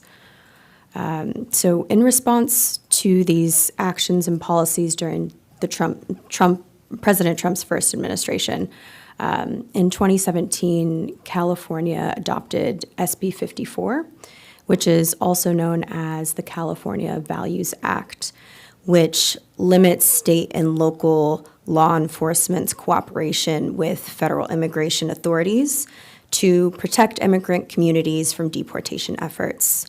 The law aims to prevent state and local resources from being used specifically for immigration enforcement while maintaining public safety. And so I'm just going to go through some of the things that SB 54 specifically prohibits, which includes local and state law enforcement agencies from enforcing federal immigration laws, holding individuals on immigration detainers without a judicial warrant, transferring individuals to ICE custody without a qualifying criminal conviction, asking about immigration status during routine policing, sharing personal data such as addresses, release dates with ICE unless required by law, granting ICE agents access to non-public areas of jails or facilities, using state or local resources, which is officers, funds, databases for immigration enforcement, arresting or questioning individuals based solely on suspected immigration violations, and it also limits immigration enforcement in schools, courthouses, hospitals, and libraries. The federal administration's agenda and the Attorney General's strategy is suing states and cities over immigration policies. However, compliance with California state law is required, and SB 54 was previously upheld in the courts in 2019 following a challenge from the federal government under President Trump's first administration. Therefore, there's likely low risk in reaffirming the compliance with SB 54. And as such, we prepared resolution number 6372 for your consideration, which reaffirms the city's commitment to compliance with SB 54 and the requirements thereunder. And we're happy to answer any questions you may have. And I'll just jump in as well with a few additional facts. There are several jurisdictions around the state which have adopted similar resolutions to what is being proposed this evening. We also heard from the city's chief of police several meetings ago about the Santa Barbara County Sheriff's Office's compliance and continued compliance with SB 54, as well as I think they've even drafted a policy. Paige may know the policy number off the top of her head, that requires continued compliance with SB 54. So we've been keeping your council updated as there are updates in whether it's litigation or updates to executive orders or memos coming down from the Attorney General on the federal level. We'll continue to do that, but we understand that you all wanted to consider the adoption of a resolution, letting the community know where the council stood on this matter. Great, thank you. Any questions on behalf of the council? What would be some of the main differences between adopting this resolution and I know other cities have pursued sanctuary city status, which I understand is not like a legal status, but what are the different meanings of supporting this versus that? So the great question, Vice Mayor Solorzano, through the mayor. So I'll kind of, I think there's three different buckets, right? A resolution, stating continued compliance with SB 54, a resolution stating that you're a sanctuary city, and a resolution stating that you're not a sanctuary city, right? So we've seen jurisdictions across California do any of those three. I have personally, and I'll let Paige chime in as well, I've seen more cities adopting a resolution reaffirming their cities or their jurisdiction's commitment to SB 54 than going so far as saying we're a sanctuary city. In California specifically, we already have what's kind of termed as a sanctuary state legislation, so that's SB 54. And so there's not a lot additional that you would add stating that you're a sanctuary city, unless you had specific kind of recitals in that resolution. I mean, you can put whatever you want in the resolution. But you're also seeing cities and counties across the country designating themselves or adopting sanctuary city, sanctuary county resolutions. And in those situations, that might have more meaning because their state doesn't have a similar SB 54 or California Values Act. I think one of the reasons that we're recommending a resolution confirming compliance with SB 54, the California Values Act, is because there is some risk associated with making such a statement. And so, we understand the council's viewpoint that it's important to let the community know the council's values, but at the same time, we're trying to mitigate risk in terms of potential loss of funding. Yeah, and I would also just say, all of that and the fact that a lot of other jurisdictions around the country are actually modeling their sanctuary city resolutions off of SB 54 because it's already been challenged in the courts and upheld. Right. So, and it went, if I remember from the staff report, it went to the Supreme Court, and the Supreme Court declined to hear Correct. it, right? So Correct. At this point, it's something that it kind of has its been his acceptance on that level, or lack of challenge on that level, which I would imagine is good for us if that's the path we're going to take with this resolution. That's correct. I will always say there's always risk. There is always a chance of litigation, right? There could be some new novel theory, but yes, I think the risk is relatively low here.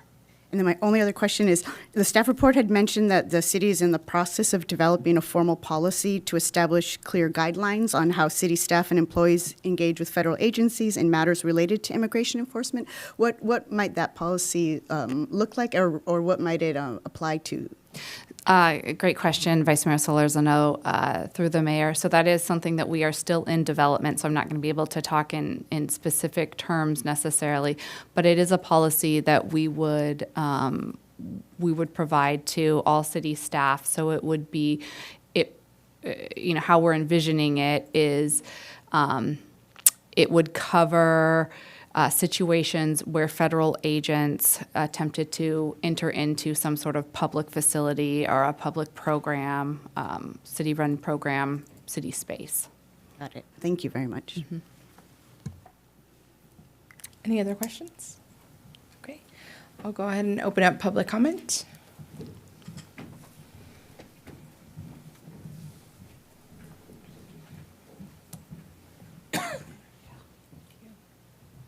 Rogelio Delgado, followed by Fred Shaw.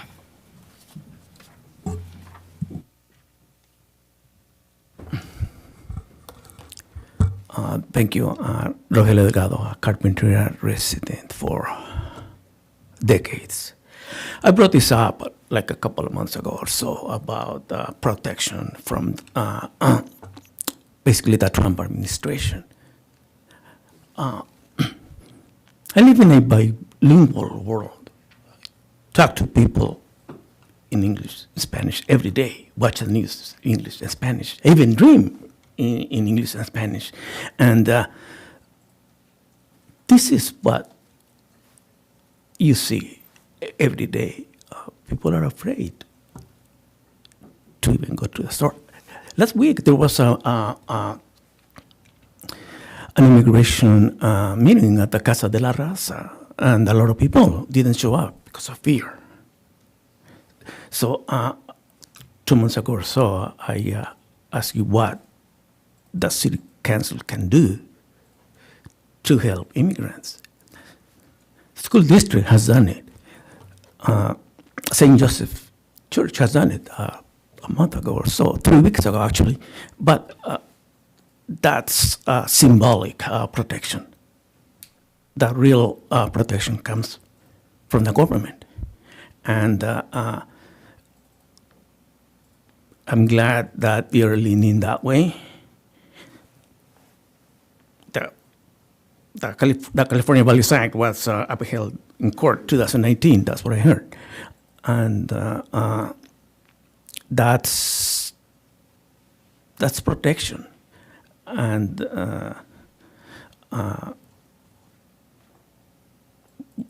yes, indeed, the risk is minimal, and the risk for immigrants is major. So, as an immigrant myself, my parents as well, and all of these people as well, we thank you. Gracias. Thank you for your comments. Fred Shaw.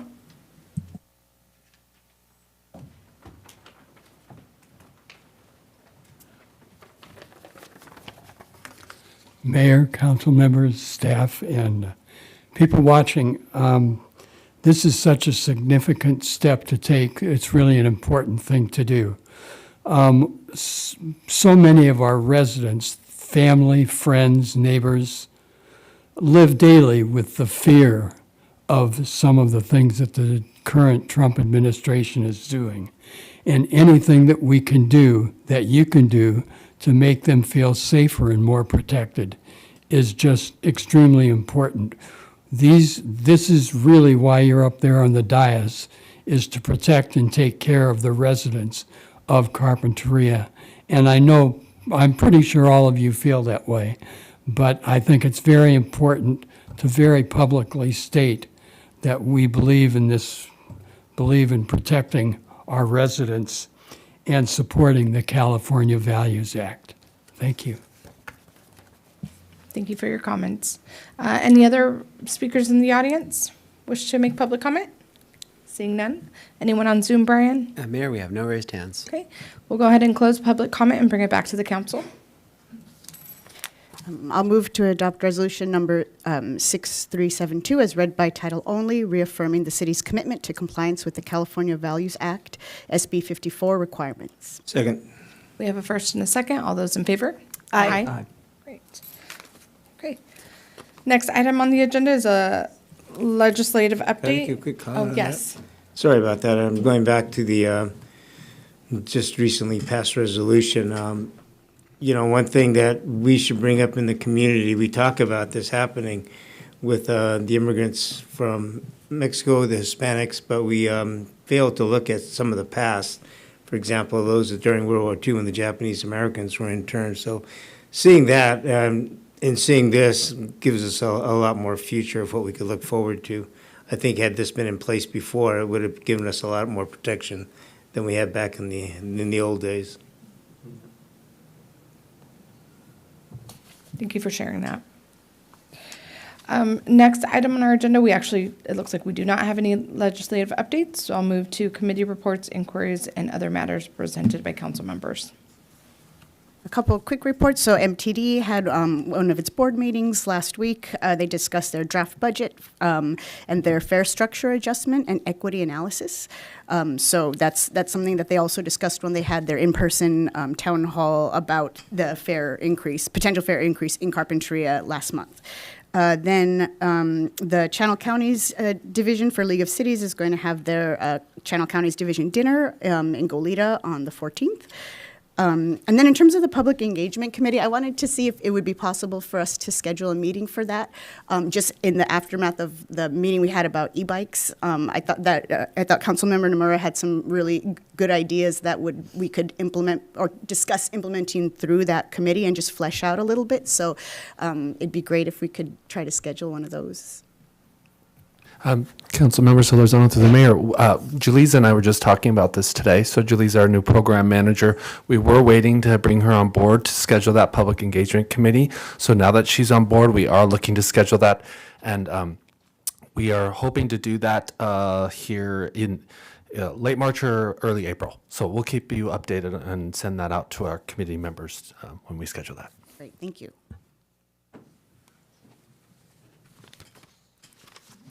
This is not a report, but a request, something for staff to consider.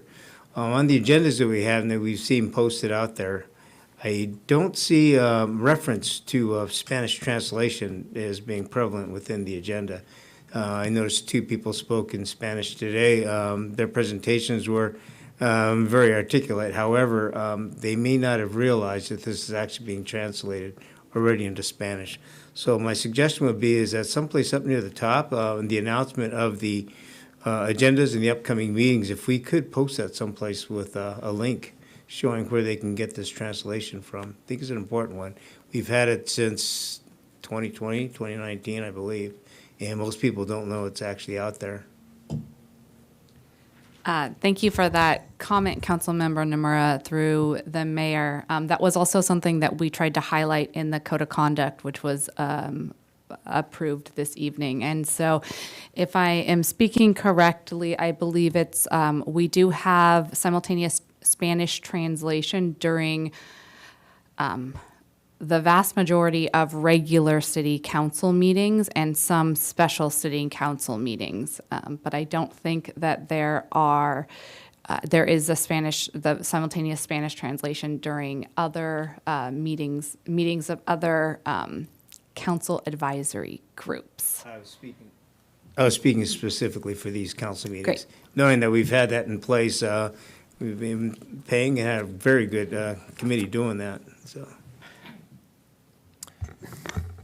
Thank you, Councilmember Nomura. And we're also looking at other technological options to where we could ensure that all of our meetings, regardless of whether we have Spanish translation services, are being, for like the closed captions, translated into Spanish. So definitely take your comments, and also just know we are working on other options as well for the other meetings. Great, thank you. And then Councilmember Nomura, through the mayor. On the first page of the posted agenda, under attendance viewing options, the last bullet states Spanish interpretation will be available at the in-person meeting and through the city's Zoom webinar. Good. I suggested that because as we start the meeting, it would be nice to actually have a reference to that also.